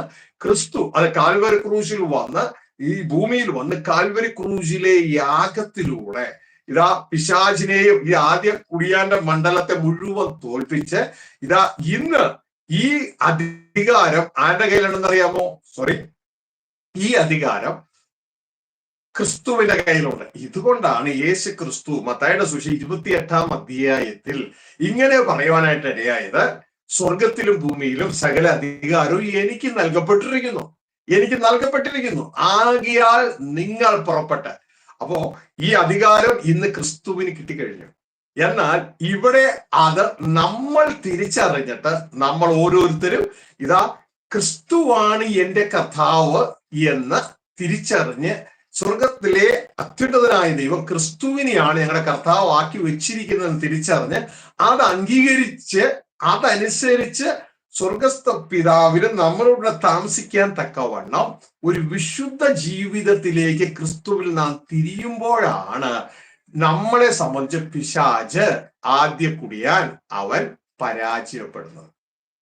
ഇതുകൊണ്ടാണ് റോമ 16:20 പറയുന്നത്, സമാധാനത്തിന്റെ ദൈവമോ വേഗത്തിൽ സാത്താനെ നിങ്ങളുടെ കാൽ കീഴിൽ ചതച്ചുകളെ. റോമ 16:20. അപ്പോഴാണ് ഇന്ന് യേശുക്രിസ്തു എടുത്ത ജയം നമ്മളും ക്രിസ്തയേശുവിൽ ഏറ്റെടുക്കുവാൻ, ക്രിസ്തയേശുവിൽ നിന്നുകൊണ്ട് നമ്മളും ഏറ്റെടുക്കുവാനായിട്ട് ഇടയാകണം. ഹല്ലേലൂയ. ഇതുകൊണ്ടാണ് ദൈവത്തിന്റെ വചനം പറഞ്ഞത്, ജയിക്കുന്നവൻ ഇത് അവകാശമാക്കും. അല്ലാണ്ട് എല്ലാവർക്കും ഈ പുതിയ ആകാശം പുതിയ ഭൂമിയിലെ ദൈവ കുടുംബത്തിലേക്കുള്ള പ്രവേശനം ഇല്ല. ജയിക്കുന്നവർക്ക് മാത്രമേ ഉള്ളൂ. ഇന്ന് നമ്മളിത് ലൈറ്റായി കാണുന്നതിന്റെ കാരണം സുവിശേഷത്തെ പിശാച് കറപ്റ്റാക്കി കളഞ്ഞു. റോമ 16:20. സമാധാനത്തിന്റെ ദൈവമോ വേഗത്തിൽ സാത്താനെ നിങ്ങളുടെ കാൽ കീഴെ ചതച്ചു കളയും. അപ്പൊ നിങ്ങൾ ശ്രദ്ധിക്കണം, നിങ്ങൾ പ്രാർത്ഥിക്കണം. ഒരിക്കലും നിങ്ങൾ കേൾക്കരുതെന്ന് പിശാച് ആഗ്രഹിക്കുന്ന വചനമാണ് നിങ്ങൾ ഇപ്പോൾ കേൾക്കുന്നത്. മനസ്സിലാക്കുക, ഇറ്റ്സ് എ സ്പിരിച്വൽ ബാറ്റിൽ. അതുകൊണ്ട് വ്യക്തതയോടെ പ്രാർത്ഥനയോടെ നിങ്ങൾ കേൾക്കുക. ദൈവമേ, അങ്ങ് ആഗ്രഹിക്കുന്ന ചിന്തകൾ ഒരു മാറ്റവും കൂടാതെ എന്റെ ഹൃദയത്തിൽ വരണമേ എന്നുള്ള പ്രാർത്ഥനയോടുകൂടെ ഇത് കേൾക്കുക. It's really a spiritual battle. റോമ 16:20. ഓൾറെഡി യേശു ക്രിസ്തു ആരെ തോപ്പിച്ചു? പിശാചിനെയും അവന്റെ വർഗത്തെയും ഈ ആദ്യ കുടിയാനെ തോപ്പിച്ചു കളഞ്ഞു. എങ്കിലും ഇന്നും പിശാച് വാഴുന്നതിന്റെ കാരണം എന്ന് പറയുന്നത് നമ്മൾ തോൽപ്പിക്കുക. 16:20 വായിച്ച ദേവാസനെ എടുത്തെങ്കിൽ, സമാധാനത്തിന്റെ ദൈവമോ വേഗത്തിൽ സാത്താനെ നിങ്ങളുടെ കാൽ കീഴെ ചതച്ചു കളയും. നമ്മുടെ കർത്താവായ യേശുക്രിസ്തുവിന്റെ കൃപ നിങ്ങളോട് കൂടെ ഇരിക്കുമാറാകട്ടെ. ഇവിടെ പറയുന്നതിന്റെ കാരണം റോമയിലെ വിശുദ്ധന്മാരാണ്, രക്ഷിക്കപ്പെട്ടവരോടാണ് ഈ പറയുന്നത്. അപ്പൊ രക്ഷിക്കപ്പെട്ടവരോട് പറയാണ്, വേഗത്തിൽ സാത്താനെ ദൈവം നിങ്ങളുടെ കാൽ കീഴെ ചതച്ചു കളയും. ഇത് അങ്ങനെ നമ്മളിലൂടെ ചതയ്ക്കുമ്പോഴാണ് നമ്മൾ ജയിക്കുന്നത്. ഇതാണ് വെളിപ്പാട് 21:7 പറയുന്നത്, ജയിക്കുന്നവൻ ഇത് അവകാശമാക്കിയിട്ട് ഞാൻ അവന് ദൈവം, അവൻ എനിക്ക് മകനുമായിരിക്കും. അതുകൊണ്ട് എന്റെ എല്ലാ സഹോദരനോടും പറയട്ടെ, നിങ്ങളോട് ആരെങ്കിലും പറഞ്ഞിട്ടുണ്ട് ഇത് കൃപയുടെ കാലമാണ്, കൃപയുടെ സുവിശേഷമാണ്, രക്ഷിക്കപ്പെട്ടാ മതി സ്വർഗരാജ്യത്തിൽ എത്തൂന്ന് ആരെങ്കിലും പറഞ്ഞിട്ടുണ്ടെങ്കിൽ വിശുദ്ധ ബൈബിൾ അതിനെതിരെ സംസാരിക്കുന്നു. ദൈവത്തിന്റെ വചനം പറയാണ്, നിങ്ങൾ രക്ഷിക്കപ്പെടണം, തുടർന്ന് പിശാചിനെ ജയിക്കണം. എങ്ങനെയാ ജയിക്കുക? യേശുവിനെ അനുഗമിച്ച് യേശുവിനെ അനുസരിക്കുമ്പോൾ. പ്രിയ സഹോദരങ്ങളെ, നിങ്ങൾ വിശുദ്ധിയിൽ വളരാൻ തുടങ്ങും. ദൈവത്തിന്റെ ഇഷ്ടമോ നമ്മുടെ ശുദ്ധീകരണമാണ്. ശുദ്ധീകരണം ഒരിക്കലും ന്യായപ്രമാണം കൊണ്ട് കിട്ടില്ല. മനസ്സിലാക്കുക, ന്യായപ്രമാണത്താൽ നമ്മൾ കൂടുതൽ അശുദ്ധമാകാതിരിക്കാനേ ന്യായപ്രമാണം സഹായിക്കുകയുള്ളൂ. എന്നാൽ ശുദ്ധീകരണം നടക്കുന്നത് ആത്മാവിന്റെ പ്രമാണം കൊണ്ട്. അതാണ് നമ്മൾ ലോ ഓഫ് ദ സ്പിരിറ്റ് അല്പം മുമ്പ് പറഞ്ഞില്ലേ, ആത്മാവിന്റെ പ്രമാണം കൊണ്ടാണ്. അങ്ങനെ ആത്മാവിന്റെ പ്രമാണത്താൽ നമ്മൾ ശുദ്ധീകരണം പ്രാപിച്ചാൽ നമുക്ക് അനുസരിക്കാൻ പറ്റും. അല്ലെങ്കിൽ നമുക്ക് അനുസരിക്കാൻ പറ്റില്ല. നമുക്കൊക്കെ കേൾക്കും, കാര്യത്തോടെടുക്കുമ്പോൾ നമ്മൾ അനുസരണക്കേടായിട്ട് മാറുവാനായിട്ട് ഇടയാകും. അപ്പൊ പ്രിയ സഹോദരങ്ങളെ, ഇവിടെ മനസ്സിലാക്കുക, നമ്മൾ ഇവിടെ ജയം പ്രാപിക്കണം. പിശാചിനെ നമ്മുടെ ജീവിത വിശുദ്ധിയിലൂടെ ജയം പ്രാപിക്കണം. ജീവിത വിശുദ്ധി വരുമ്പോഴാണ് യേശുക്രിസ്തു പറയുന്നത്, ഇതാ ഈ ലോകത്തിന്റെ പ്രഭു സാത്താൻ വരുന്ന, അവൻ എന്നോട് ഒരു കാര്യവുമില്ല, അവന് കാര്യമുള്ളത് പാപികളോടാണ്. നമ്മളോട് ഒരു കാര്യവും പിശാചിനുണ്ടാകരുത്. ഇവിടെ ജയിച്ചാലേ നമ്മളിത് അവകാശമാക്കൂ. വീണ്ടും ജനിച്ചു എന്ന് പറഞ്ഞുകൊണ്ട് അവകാശമാക്കുകയില്ല. 1 പത്രോസ് 1:4-5 വാക്യം ഒന്ന് വായിച്ചാൽ കാര്യങ്ങൾ ക്ലിയർ ആകും. അവകാശത്തിലേക്ക് വരണം. എങ്കിലേ നമുക്ക് രക്ഷയുള്ളൂ. അതായത് രക്ഷിക്കപ്പെട്ട വീണ്ടും ജനിച്ച നമ്മൾ അവകാശത്തിലേക്ക് വരണം. വായിച്ചാട്ടെ 1 പത്രോസ് 1:4-5. അന്ത്യകാലത്തിൽ വെളിപ്പെടുവാൻ ഒരുക്കിയിരിക്കുന്ന രക്ഷയ്ക്ക് വിശ്വാസത്താൽ ദൈവശക്തിയിൽ കാക്കപ്പെടുന്ന നിങ്ങൾക്ക് വേണ്ടി സ്വർഗത്തിൽ സൂക്ഷിച്ചിരിക്കുന്നതും ക്ഷയം, മാലിന്യം, വാട്ടം എന്നിവയില്ലാത്തതുമായ അവകാശത്തിനായി വീണ്ടും ജനിപ്പിച്ചിരിക്കുന്നു. അതിൽ നിങ്ങൾ ഇപ്പോൾ വെളിപ്പാട് 21:7 കൂടി വായിച്ചോട്ടോ. ഇതാ ഇവിടെ പറയാണ് അവകാശത്തിനായി വീണ്ടും ജനിപ്പിച്ചു. അപ്പൊ വീണ്ടും ജനിച്ചതുകൊണ്ട് അവകാശം കിട്ടണമെന്നില്ല, അവകാശത്തിനായി നമ്മളെ വീണ്ടും ജനിപ്പിച്ചു. ഇത് വ്യക്തതയോടെ മനസ്സിലാക്കാം. അപ്പൊ വീണ്ടും ജനിച്ചവർ നമുക്ക് ഒരുക്കിയിരിക്കുന്ന ആ സ്വർഗീയ അവകാശമാക്കണം. അവകാശമാക്കണമെങ്കിൽ നാം ജയിക്കണം. അതാണ് വെളിപ്പാട് 21:7 പറയുന്നത്. രക്ഷിക്കപ്പെട്ട വ്യക്തികൾ രക്ഷിക്കപ്പെട്ടപ്പോൾ അവർക്ക് അധികാരം കിട്ടി. ഇതാണ് യോഹന്നാൻ 1:12 പറയുന്നത്. യേശുവിനെ കൈക്കൊണ്ട് യേശു ക്രിസ്തുവിന്റെ നാമത്തിൽ വിശ്വസിക്കുന്ന ഏവർക്കും ദൈവം മക്കളാകാൻ അധികാരം കിട്ടിയിട്ടുള്ളൂ. ഇത് വിശ്വാസമുള്ള ദൈവമക്കളാ. വിശ്വാസത്തിന്റെ പരിശോധനയിൽ ജയിച്ചാൽ അവകാശം കിട്ടും. 21:7 വായിച്ച ജയിക്കുന്നവന് ഇത് അവകാശമായി ലഭിക്കും. ഞാൻ അവന് ദൈവവും അവൻ എനിക്ക് മകനുമായിരിക്കും. അപ്പോ ശ്രദ്ധിച്ച്, ജയിച്ചാൽ ബൈബിൾ തീരുകയാ, ജയിക്കുന്നവന് അവകാശമായി കിട്ടും. ഞാൻ അവന് ദൈവവും അവനിക്ക് മകനുമായിരിക്കും. അപ്പോ ജയിക്കാൻ വേണ്ടിയാണ് നമ്മൾ രക്ഷയുടെ അനുഭവത്തിലേക്ക്, വീണ്ടും അനുഭവത്തിലേക്ക് വന്നത്. അതുകൊണ്ട് ആരും നിങ്ങളെ ചതിക്കരുത്. വിളിക്കപ്പെട്ടവർ നമ്മ വന്നു, രക്ഷിക്കപ്പെട്ടു, ഇനി നമ്മൾ തെരഞ്ഞെടുക്കപ്പെട്ടവരായി തീരണം. വിളിക്കപ്പെട്ട അനേകരാണ്, തെരഞ്ഞെടുക്കപ്പെട്ട ചുരുക്കമാണ്. അപ്പൊ നമ്മുടെ സബ്ജക്റ്റിലേക്ക് വരുമ്പോൾ ഇതാ ഇവിടെ ഇപ്പോൾ ഇരിക്കുന്നവൻ, സർവപ്രപഞ്ചത്തിന്റെ രാജാവ് ഇരിക്കുന്നവൻ അത്യുന്നത ദൈവമാണ്. പക്ഷെ ഭൂമിയുടെ ഭരണം കൈകാര്യം ചെയ്യാൻ കഴിയുന്നില്ല. ഇന്ന് ഭൂമിയുടെ ഭരണം ഈ അപ്പം കൈകാര്യം ചെയ്യുന്നത് ചിലവരിലൂടെയാണ്. അതാണ് മുഖാന്തര ശുശ്രൂഷയാണ്. ഇന്ന് ഭൂമി മനുഷ്യരുടെ കൈ കിടക്കുന്നു. ഏത് മനുഷ്യരുടെ? പിശാചിന്റെ കീഴിൽ, മരണത്തിന്റെ അധികാരിയായ പിശാചിന്റെ കീഴിൽ കിടക്കുന്നവരുടെ കയ്യിലാണ് ഇരിക്കുന്നത്. പക്ഷെ അവർക്ക് എന്ത് വരുന്നു? അവർ മരിച്ചു കൊണ്ടേയിരിക്കുന്നു. എല്ലാവരും മരിച്ചു കൊണ്ടിരിക്കുക. കാരണം മരണത്തിന്റെ അധികാരിയായ പിശാചിന്റെ കീഴിലാണ്. ഇനി യേശു ക്രിസ്തു എന്ത് ചെയ്യും? ഒടുക്കത്തെ ശത്രുവായ മരണത്തെ നീക്കും. മരണത്തെ മാറ്റണം ഇവിടുന്ന്. അതൊക്കെ ആത്മമണ്ഡലത്തിന്റെ യുദ്ധത്തിന്റെ ഭാഗമാണ്. അപ്പൊ നമ്മുടെ ജീവിതത്തിൽ മരണമൊന്നും ഇല്ലാതെയാവും നമ്മൾ ജയിച്ചു കഴിഞ്ഞാൽ. അപ്പൊ ഇനി ശ്രദ്ധിക്കുക, എന്നാൽ ഈ മുഖാന്തര ഭരണം നടത്താനേ ഇന്ന് സ്വർഗസ്ഥ പിതാവിന് കഴിയുന്നുള്ളൂ. ശ്രദ്ധിക്കുക, ഈ ഭൂമിയിൽ മുഖാന്തര ഭരണം, അതായത് ഏത് ദൈവപുത്രനും ഗോഡ് ഹെഡ് ഓപ്പറേഷനാണ്. ഒരു ദൈവപുത്രൻ നിന്നാൽ ദൈവം ആ പുത്രനിലൂടെ രാജാവായി ഭൂമിയിൽ വെളിപ്പെട്ടു. അവിടെയൊക്കെ ദൈവരാജ്യം ഉണ്ടാകും. അതാണ് കൊളോസ്യർ 2:9 പറയുന്നത് ഗോഡ് ഹെഡ് ഓപ്പറേഷൻ. അത് ക്രിസ്തുവിലാണ് ഉണ്ടായിരുന്നത്. അതുകൊണ്ട് ക്രിസ്തു എവിടെ പോയാലും അവിടെ ദൈവരാജ്യം ഉണ്ടാവും. നിങ്ങൾ ശ്രദ്ധിച്ചിട്ടുണ്ടാവും, യേശു ക്രിസ്തു ഒരിക്കലും ഭൂതങ്ങളെ പുറത്താക്കുന്ന സമയത്ത് പരീശന്മാർ യേശു ക്രിസ്തുവിനെതിരെ വന്നു. അപ്പോ ഈ ഭൂതങ്ങളുടെ തലവനെ കൊണ്ടാണ് പ്രവർത്തിക്കുന്നത്. അപ്പൊ നിന്റെ ഹെഡ് ഭൂതമാണെന്നാണ് പറഞ്ഞത്, പിശാചാണെന്നാണ് അന്നത്തെ വചനപ്രസംഗകർ പറഞ്ഞത്.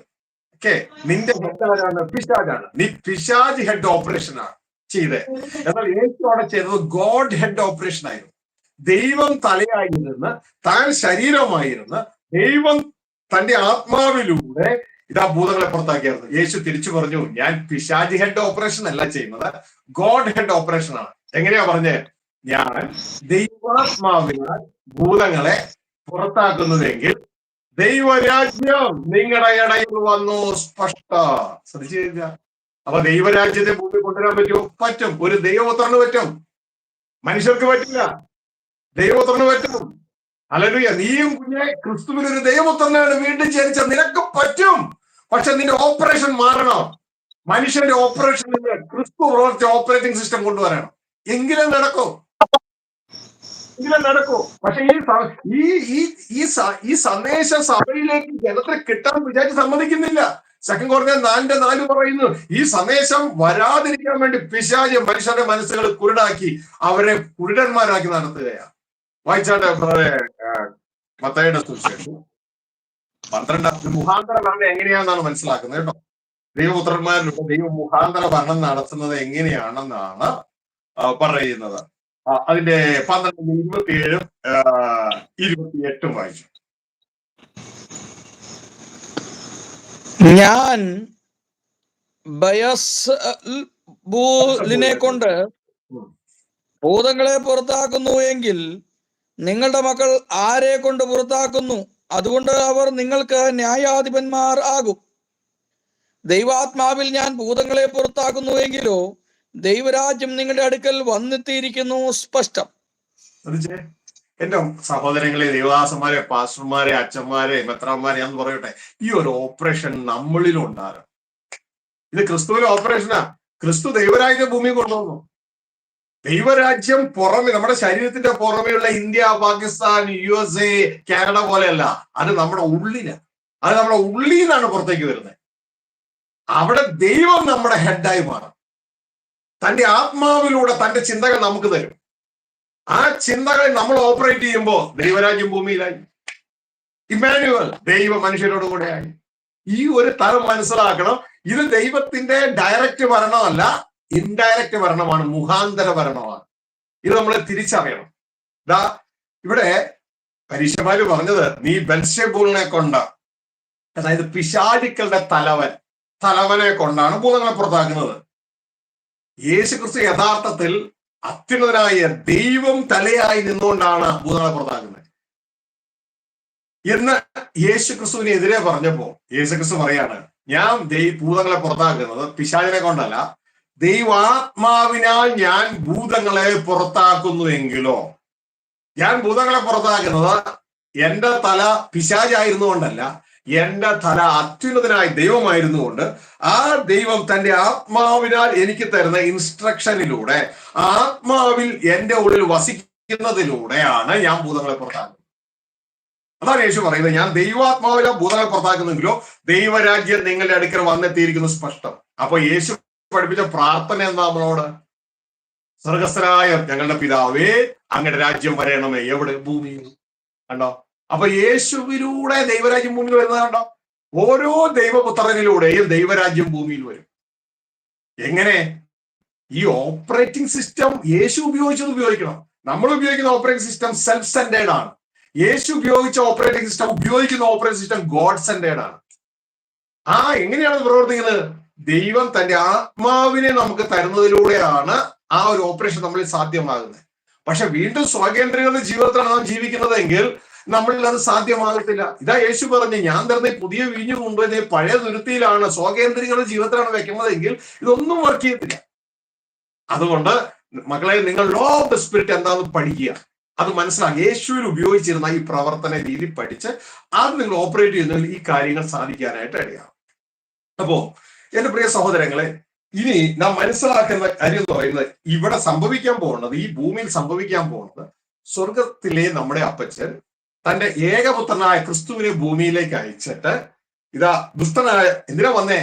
ഈ ഒന്നാം കുടിയൻ പിശാചിന്റെ പ്രവൃത്തിയിലെ അഴിപ്പാനാ വന്നേക്കണം. ഇവന്റെ പ്രവൃത്തി തീർക്കണം, അവസാനിപ്പിക്കണം.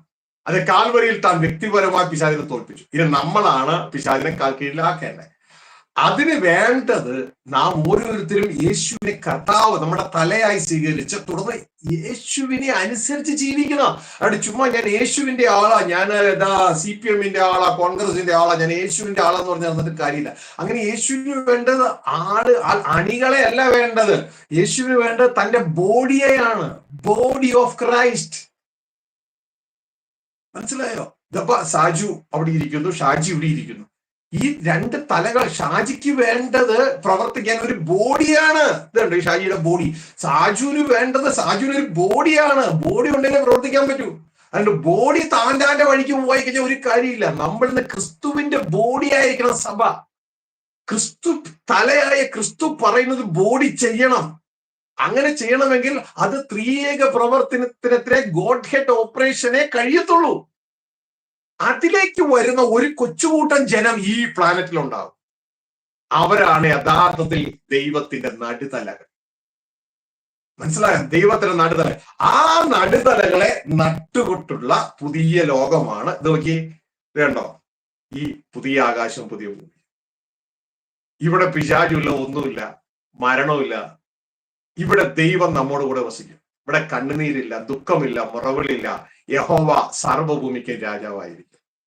ഈ ഒരു തിരിച്ചറിവ് നമുക്ക് വേണം. അതിലേക്ക് നമ്മൾ എത്തുന്നത് ഇതാണ്. ഇനി വരാൻ പോകുന്ന ഭൂമി ഇതാണ്. 2 പത്രോസ് 3:13 വരുമ്പോ നമുക്ക് ഈ വരാൻ പോകുന്ന ഭൂമിയെ കാണാം.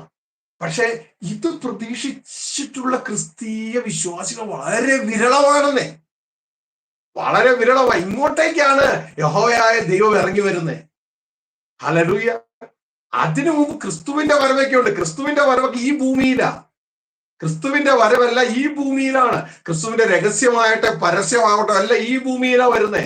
ക്രിസ്തു 1000 വർഷം ഭരിക്കുന്നത് ഇതേ ഭൂമിയിലെ ഈ സെൻട്രൽ ഭൂമിയിലാണ്. ഹല്ലേലൂയ. എന്നാൽ യഹോവയായ ദൈവം ഇറങ്ങി വരുന്നത് ഈ ഭൂമിയിലേക്കല്ല, സെൻട്രൽ ഭൂമിയിലേക്കല്ല. പുതിയ ആകാശവും പുതിയ ഭൂമിയും വരും. അങ്ങോട്ടേക്കാണ് യഹോവയായ ദൈവം ദാ ഇരിക്കുന്നവൻ, ഇരുന്നവൻ, വരുന്നവൻ വരുന്നത് അങ്ങോട്ടേക്കാണ്. വായിച്ചാട്ടെ 2 പത്രോസ് 3:13.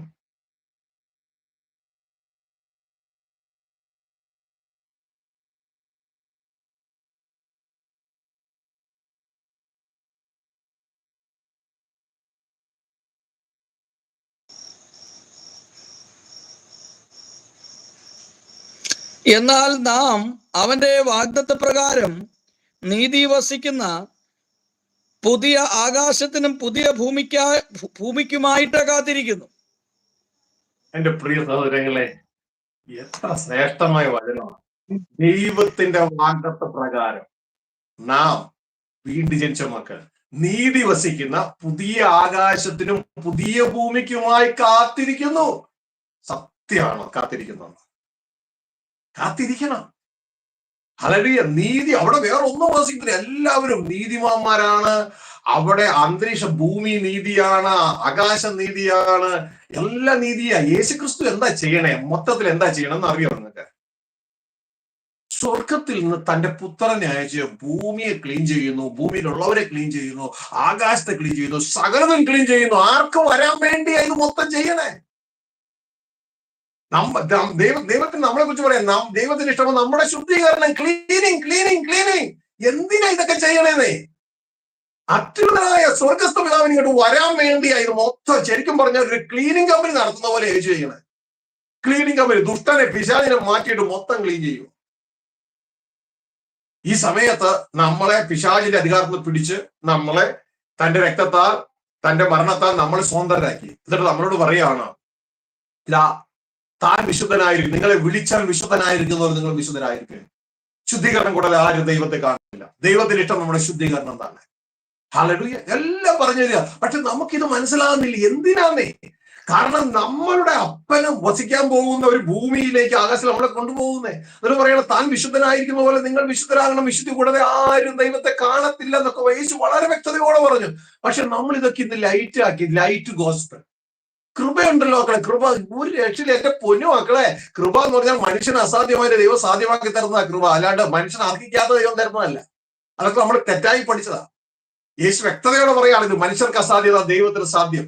അപ്പൊ എന്റെ പ്രിയ സഹോദരങ്ങളെ, ഇവിടെ നമ്മൾ ശുദ്ധീകരണം പ്രാപിക്കണം. ഇതിന്റെ പേരാണ് ആത്മാവിന്റെ വിശുദ്ധീകരണം പ്രാപിച്ച അനുസരണം കാണിക്കണമെന്ന് ബൈബിൾ വചനം പറയുന്നത്. അപ്പൊ അനുസരിക്കാത്തതിന്റെ കാരണം ആത്മാവിന്റെ വിശുദ്ധീകരണം പ്രാപിക്കാത്തതുകൊണ്ട് ന്യായപ്രമാണം കൊണ്ട് ഒരിക്കലും നമുക്ക് ശുദ്ധീകരണം നടക്കില്ല. ന്യായപ്രമാണം നമ്മളെ കൂടുതൽ അശുദ്ധമാകാതിരിക്കാൻ സഹായിക്കും. എന്നാൽ ആത്മാവിന്റെ വിശുദ്ധീകരണത്തിലൂടെയാണ് നമ്മൾ ആള് മാറുന്നത്. പഴയ സൃഷ്ടിയിൽ നിന്ന് പുതിയ സൃഷ്ടിയിലേക്ക് മാറും, ക്രിസ്ത്യാനിരൂപന്മാരായി മാറും. ഇതൊക്കെ നമ്മൾ ശരിക്കും മനസ്സിലാക്കേണ്ടതായിട്ടുണ്ട്. അപ്പോ ഈ ഒരു തലത്തിൽ അങ്ങനെ പൊട്ടിപ്പുറപ്പെടുന്ന അതായത് റിയൽ ആയിട്ട് ക്രിസ്ത്യാനിരൂപന്മാരായിട്ട് മുളയ്ക്കുന്ന മനുഷ്യപുത്രന്മാർ വിത്തുകളാ വീണ്ടും ജനിച്ചോ. ആ വിത്ത് മുളച്ച് ദൈവപുത്രന്മാരെ വെളിപ്പെടുത്തുന്നെങ്കിൽ, ഇതുകൊണ്ട് ദൈവത്തിന്റെ വചനം റോമ 8 അതിന്റെ 18 താഴേക്ക് വായിക്കുമ്പോൾ നമുക്ക് അവിടെ കാണാൻ പറ്റും. 18, 19 വായിക്കുമ്പോൾ കാണാൻ പറ്റും, സൃഷ്ടി മുഴുവൻ ദൈവപുത്രന്മാരുടെ വെളിപ്പാടിനായി ഈറ്റുന്നതോടെ കാത്തിരിക്കുന്നു. അതായത് ഈ സാമ്പിളിംഗ് ഒന്ന് പൊട്ടിമുളച്ച് ദൈവപുത്രന്മാർ വെളിപ്പെടണമെന്ന്, ക്രിസ്ത്യാനിരൂപന്മാർ വെളിപ്പെടണമെന്ന് അതിന് കാത്തിരിക്കുക. അങ്ങനെയുള്ളവരുമായിട്ടാണ് ദൈവം ഇതാ ഈ പുതിയ ആകാശം പുതിയ ഭൂമി വസിക്കാൻ പോകുന്നത്. അതുകൊണ്ട് ബി റെഡി. അല്ലെങ്കിൽ വചനത്തിലെ എല്ലാ കാര്യവും നമുക്ക് അറിയത്തില്ലെങ്കിൽ ഒരു കുഴപ്പമില്ല. നമ്മുടെ ശുദ്ധീകരണ ദൈവത്തിന്റെ ഇഷ്ടം അത് ആത്മാവിന്റെ പ്രമാണത്തിലൂടെ ലഭിക്കുകയുള്ളൂ. അത് മനസ്സിലാക്കുക. അതുകൊണ്ടാണ് വെളിപ്പാട് പുസ്തകത്തിൽ എല്ലാം പറയുന്നത്, ആത്മാവ് സഭകളോട് പറയുന്നത് എന്താണെന്ന് ചെവിയുള്ളവൻ കേൾക്കട്ടെ എന്ന് പറയുന്നത്. കാരണം നമ്മൾ അക്ഷരത്തിൽ നമ്മൾ ആത്മാവിലേക്ക് മാറ്റി. അക്ഷരത്തിന്റെ ശുശ്രൂഷ നമ്മളെ കൊല്ലുന്നു, ആത്മാവിന്റെ ശുശ്രൂഷയെ നമുക്ക് ജീവൻ തരുവാനായിട്ട് ഇടയാകും. ഇത് തിരിച്ചറിയുക. ഹല്ലേലൂയ. ഇനി നമ്മൾ തർക്കത്തിലേക്കും വാദത്തിലേക്കും പോകാതെ നമ്മുടെ ലക്ഷ്യത്തിലേക്ക് ഞാൻ കയറോ ഇല്ലേ എന്ന് അവനെ തന്നെ പരിശോധിക്കുക. ഞാൻ വിശ്വാസത്തിലിരിക്കുന്നു എന്ന് നമ്മളെ തന്നെ പരിശോധിക്കുക. മറ്റുള്ളവരെ വിധിക്കാൻ പോകണ്ട, എന്നാൽ നമ്മളെ തന്നെ വിധിക്കുക. എന്റെ പ്രിയ കുഞ്ഞുങ്ങളെ, ഈ ഒരു മണ്ഡലത്തിലേക്ക് നമ്മുടെ പപ്പ വരാൻ പോവാ. അപ്പൊ ദൈവത്തിന്റെ വചനം പറഞ്ഞു കേട്ടോ, ഇവിടെ മുഴുവൻ വാഴുന്നത് ക്രിസ്തുവാണ്. ഏത്? ഈ സെൻട്രൽ ഭൂമിയില് പാപം വസിക്കുന്ന പിശാച് താറുമാറാക്കിയതിനെ ക്രിസ്തു റെഡിയാക്കുന്ന ഈ ഭൂമി മനുഷ്യർ വസിച്ചു, പിശാച് വസിച്ചു. എന്നാൽ ഇവരിന്ന് തിരിച്ചു പിടിച്ചിട്ട് 1000 വർഷം യേശു വാഴാൻ പോവാ. 1000 വർഷം യേശു ക്രിസ്തു വാഴാൻ പോവാ. നമ്മളതിന് കാത്തിരിക്കുന്നില്ലേ? കാത്തിരിക്കണം, വിശുദ്ധിയെ തികച്ചിരിക്കണം, അല്ലെങ്കിൽ പോവില്ല കേട്ടോ. ഹല്ലേലൂയ. എന്നിട്ട് ആ ജയം പ്രാപിക്കുന്നവരുമായി യേശു ക്രിസ്തു ഈ ഭൂമി 1000 വർഷം വാഴും. ദൈവത്തിന്റെ വചനം നിങ്ങൾ പറഞ്ഞ് ശ്രദ്ധിച്ച് കേട്ടിട്ടുണ്ടോ? കാരണം ഇവിടെ ഇപ്പോഴും എന്തുണ്ട്? പിശാചിൻ്റെതായ ഗവൺമെന്റിനെ റീപ്ലേസ് ചെയ്തിട്ടില്ല. ദൈവത്തിന്റെ വചനം പറയുന്നു, സകല ശത്രുക്കളും കീഴാകുവോളം, ഇതാണ്ടോ എന്റെ ലിമിറ്റ് വെച്ചെങ്ങനെയുണ്ടോ, സകല ശത്രുക്കളും കീഴാകുവോളം ക്രിസ്തു വാഴേണ്ടതാവുന്നു. അപ്പൊ അത് കഴിഞ്ഞാലോ? ഒരു ലിമിറ്റ് വെച്ചെങ്ങനെയുണ്ടോ? സകല ശത്രുക്കളും കീഴാകുവോളം ക്രിസ്തു ഇവിടെ സെൻട്രൽ ഭൂമിയിൽ വാഴണം. അതാണ് 1000 വർഷം ഭരണം. അത് കഴിഞ്ഞാൽ എന്ത് സംഭവിക്കും? അത് കഴിഞ്ഞാൽ ക്രിസ്തു ഈ ഭരണം പിതാവിനെ ഏൽപ്പിക്കും. ഇതാണ് സക്രിയ 14:9 നിവൃത്തിയാവുക. അന്നാളിൽ, ഇന്നാളിലല്ല, അന്നാളിൽ യഹോവ സർവ്വഭൂമിക്കും രാജാവായിരിക്കും. അന്ന് യഹോവ ഏകനും യഹോവയുടെ നാമം ഏകവുമായിരിക്കും. കാരണം യേശു ക്രിസ്തുവിലൂടെയും മറ്റു ദൈവമക്കളിലൂടെയും പ്രവാചകന്മാരിലൂടെയും ന്യായാധിപന്മാരിലൂടെയും ഒക്കെയുള്ള ദൈവത്തിന്റെ ഭൂമിയിലെ ഭരണം മുഖാന്തര ഭരണമാണ്, ഇൻഡയറക്റ്റ് ഭരണമാണ്. എന്നാൽ സക്രിയ 14:9 പറയുന്ന ഭരണം എന്ന് പറയുന്നത് ഡയറക്റ്റ് ഭരണമാണ്. അന്ന് പുത്രൻ ഈ 1000 വർഷം ഭരിച്ച എല്ലാ ശത്രുക്കളെയും നീക്കി, മരണത്തെയും നീക്കി, കിങ്ഡം പിതാവായ ദൈവത്തെ ഏൽപ്പിച്ചിട്ട് പിതാവായ ദൈവത്തിന് കീഴ്പ്പെട്ടിരിക്കും. ശ്രദ്ധിക്കുക, ഡയറക്റ്റ് ഭരണമായി മുഖാന്തര ഭരണത്തിൽ നിന്ന് ഡയറക്റ്റിലേക്ക് മാറുകയാണ്. അതാണ് ഇരിക്കുന്നവനും ഇരുന്നവനും വരുന്നവൻ വരികയാണ്. എന്തിനാ? ഭരണം ഏറ്റെടുക്കാനായിട്ട്. 1 കൊരിന്ത്യർ 15-ാം അധ്യായത്തിലേക്ക് വരുമ്പോൾ നമുക്കിത് വളരെ വ്യക്തമായി പ്രിസൈസ് ഇൻഫർമേഷൻ ആണ് ദൈവത്തിന്റെ വചനം പറയുന്നത്. അതിന്റെ 15-24 മുതൽ 28 വരെ ഒന്ന് വായിച്ചു ദാസനെ. 15-24 മുതൽ 28 വരെ.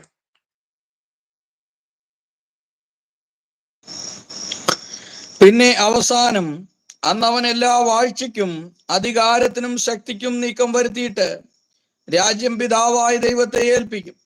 അവൻ സകല ശത്രുക്കളെയും കാൽ കീഴാക്കുവോളം വാഴേണ്ടതാകുന്നു. ഒടുക്കത്തെ ശത്രുവായിട്ട് മരണം നീങ്ങിപ്പോകും. സകലത്തെയും അവന്റെ കാൽ കീഴാക്കിയിരിക്കുന്നു എന്നുണ്ടല്ലോ. സകലവും അവന് കീഴ്പ്പെട്ടിരിക്കുന്നു എന്ന് പറഞ്ഞാൽ സകലത്തെയും കീഴാക്കി കൊടുത്തവൻ ഒഴികെ എന്ന് സ്പഷ്ടം.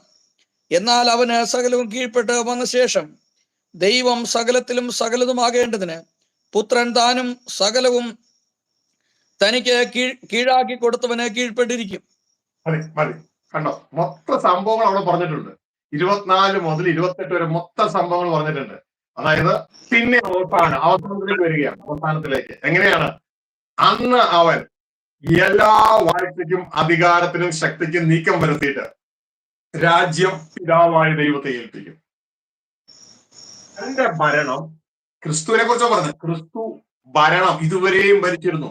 എപ്പോ വരെ? എല്ലാ ശത്രുക്കളും നീങ്ങുന്നത് വരെ ക്രിസ്തു ഭരിക്കണം. എല്ലാം ക്ലിയർ ആക്കിയിട്ട് പുതിയ ആകാശം പുതിയ ഭൂമിയും വരണം, നീതി വരണം. അങ്ങോട്ടേക്ക് സ്വർഗീയ പിതാവ് ഇറങ്ങി വരികയാണ്. ദൈവത്തിന്റെ കൂടാരം മനുഷ്യരോട് കൂടെ ആവുകയാണ്. ആ സമയത്ത് കിങ്ഡം, ഭരണം, നമ്മളെല്ലാം സർവവും ചേർത്ത് ക്രിസ്തു പിതാവിന്റെ കയ്യിലേക്ക് ഏൽപ്പിക്കും. ഭരണമാറ്റം നടക്കുക. മുഖാന്തര ഭരണത്തിൽ നിന്ന് ഡയറക്റ്റ് ഭരണം, ഇൻഡയറക്റ്റ് റെയിനിൽ നിന്ന് ഡയറക്റ്റ് റെയിനിലേക്ക് കാര്യങ്ങൾ മാറുകയാണ്. ഇതാണ് സക്രിയ 14:9. അന്നാളിൽ യഹോവ സർവ്വഭൂമിക്കും രാജാവായിരിക്കും. ഇത്രയും നാൾ രാജാവായിരുന്നു എങ്ങനെ? സ്വർഗത്തിൽ നിന്ന് തന്റെ പുത്രനായ ക്രിസ്തു വഴി പുത്രന്മാരിലൂടെ, അല്ല എങ്കിൽ തന്നെ അനുസരിക്കുന്ന രാജാക്കന്മാരിലൂടെ, അല്ലെങ്കിൽ തന്നെ അനുസരിക്കുന്ന ന്യായാധിപന്മാരിലൂടെ, അല്ലെങ്കിൽ തന്നെ അനുസരിക്കുന്ന പ്രവാചകന്മാരിലൂടെ ഒക്കെയായിരുന്നു, മുഖാന്തര ഭരണമായിരുന്നു. എന്നാൽ ഇതാ സ്വർഗത്തിലെ നമ്മുടെ അപ്പൻ ലൊക്കേഷൻ മാറുകയാണ്. സ്വർഗത്തിൽ നിന്ന് ഭൂമിയിലേക്ക് വരികയാണ്. ആ ഭൂമിയിലേക്ക് വരുമ്പോൾ ഇതാ രാജ്യം പുത്രൻ ആരെ ഏൽപ്പിക്കും? പിതാവായ ദൈവത്തെ ഏൽപ്പിക്കും. ഇതാണ് വെളിപ്പാട് പുസ്തകം 21-ാം അധ്യായം അതിന്റെ 3-ാം വാക്യം മുതൽ താഴേക്ക് വായിക്കുമ്പോൾ ദൈവത്തിന്റെ വചനം പറയുന്നത് പുതിയ യെരൂശലേം ഇറങ്ങി വരുന്നു. അത് എന്താണെന്ന് ഉടനെ വിളിച്ചു പറയുന്നു. ഇതാ ദൈവത്തിന്റെ കൂടാരം മനുഷ്യരോടുകൂടെ, ദൈവം മനുഷ്യരോടുകൂടെ കൂടാരം അടിക്കുന്നു. അതിന്റെ അർത്ഥം എന്ന് പറഞ്ഞാൽ ഇതാ ദൈവം ഭൂമിയിൽ നമ്മളോട് ഒരാളെ പോലെ നടക്കുമെന്നല്ല അതിന്റെ അർത്ഥം. ആ ഹെവൻലി ജെറുസലേം തന്നെ ഇറങ്ങി വരികയാണ്.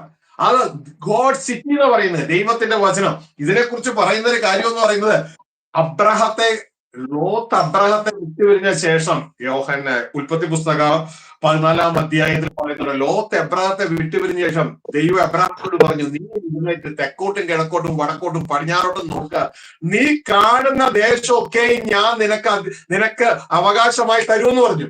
പക്ഷേ ലോത്ത് കണ്ടത് പച്ചദേശങ്ങളാണ്, പച്ചപ്പുള്ള സ്ഥലങ്ങളാണ്. പക്ഷെ അബ്രഹാം കണ്ടത് എന്താണെന്ന് എബ്രായ ലേഖനം 11:8 പോലെ എഴുതി വെച്ചിട്ടുണ്ട്.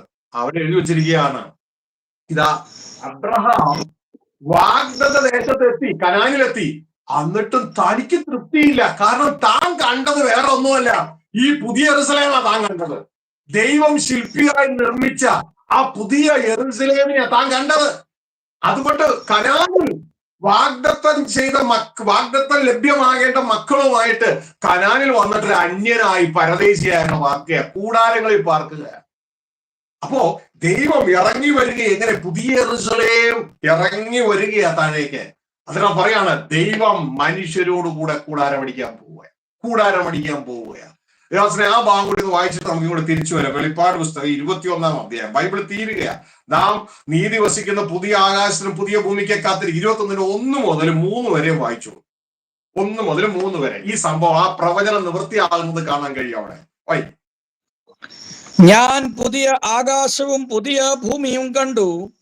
ഒന്നാമത്തെ ആകാശവും ഒന്നാമത്തെ ഭൂമിയും ഒഴിഞ്ഞുപോയി, സമുദ്രവും ഇനിയില്ല. പുതിയ യെരൂശലേം എന്ന വിശുദ്ധ നഗരം ഭർത്താവിനായി അലങ്കരിച്ചിട്ടുള്ള മണവാട്ടിയെ പോലെ ഒരുങ്ങി സ്വർഗത്തിൽ നിന്ന് ദൈവസന്നിധിയിൽ നിന്ന് തന്നെ ഇറങ്ങുന്നത് ഞാൻ കണ്ടു. സിംഹാസനത്തിൽ നിന്ന് ഒരു മഹാശബ്ദം പറയുന്നതായി ഞാൻ കേട്ടത്, ഇതാ മനുഷ്യരോടുകൂടെ ദൈവത്തിന്റെ കൂടാരം, അവൻ അവരോടുകൂടെ വസിക്കും, അവർ അവന്റെ ജനമായി ഇരിക്കും. ദൈവം താൻ അവരുടെ ദൈവമായവരോട് കൂടിയിരിക്കും. അവൻ അവരുടെ കണ്ണിൽ നിന്ന് കണ്ണീരെല്ലാം തുടച്ചു കളയും. ഇനി മരണമുണ്ടാകിയില്ല, ദുഃഖവും മുറവിളിയും കഷ്ടതയും ഇനി ഉണ്ടാകിയില്ല. ഒന്നാമത്തത് കഴിഞ്ഞുപോയി. സിംഹാസനത്തിൽ ഇരിക്കുന്നവൻ ഇതാ ഞാൻ സകലതും പുതുതാക്കുന്നു എന്ന് അരുളി ചെയ്തു. എഴുതുക, ഈ വചനം വിശ്വാസയോഗ്യവും സത്യമാകുന്നു എന്ന് അവൻ കൽപ്പിച്ചു. സിംഹാസനത്തിൽ ഇരിക്കുന്നവൻ എന്നാ പറഞ്ഞ്? ഇരുന്നവൻ വരുന്നവൻ ഇരിക്കുന്നവൻ പറയും, ഞാൻ സകലതും പുതിയതാക്കുന്നു. എല്ലാം പുതിയതാക്കുക. ഇങ്ങോട്ടേക്ക് വരിക, ഒക്കെ പുതിയതാക്കുക.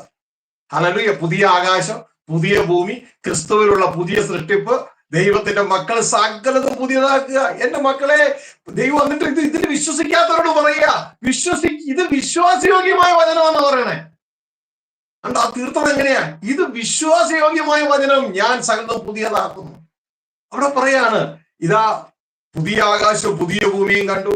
ഒന്നാമത്തെ ആകാശം ഒന്നാമത്തെ ഭൂമി ഒഴിഞ്ഞു പോയി. അതെ, ഒന്നാമത്തേതൊക്കെ പോയി.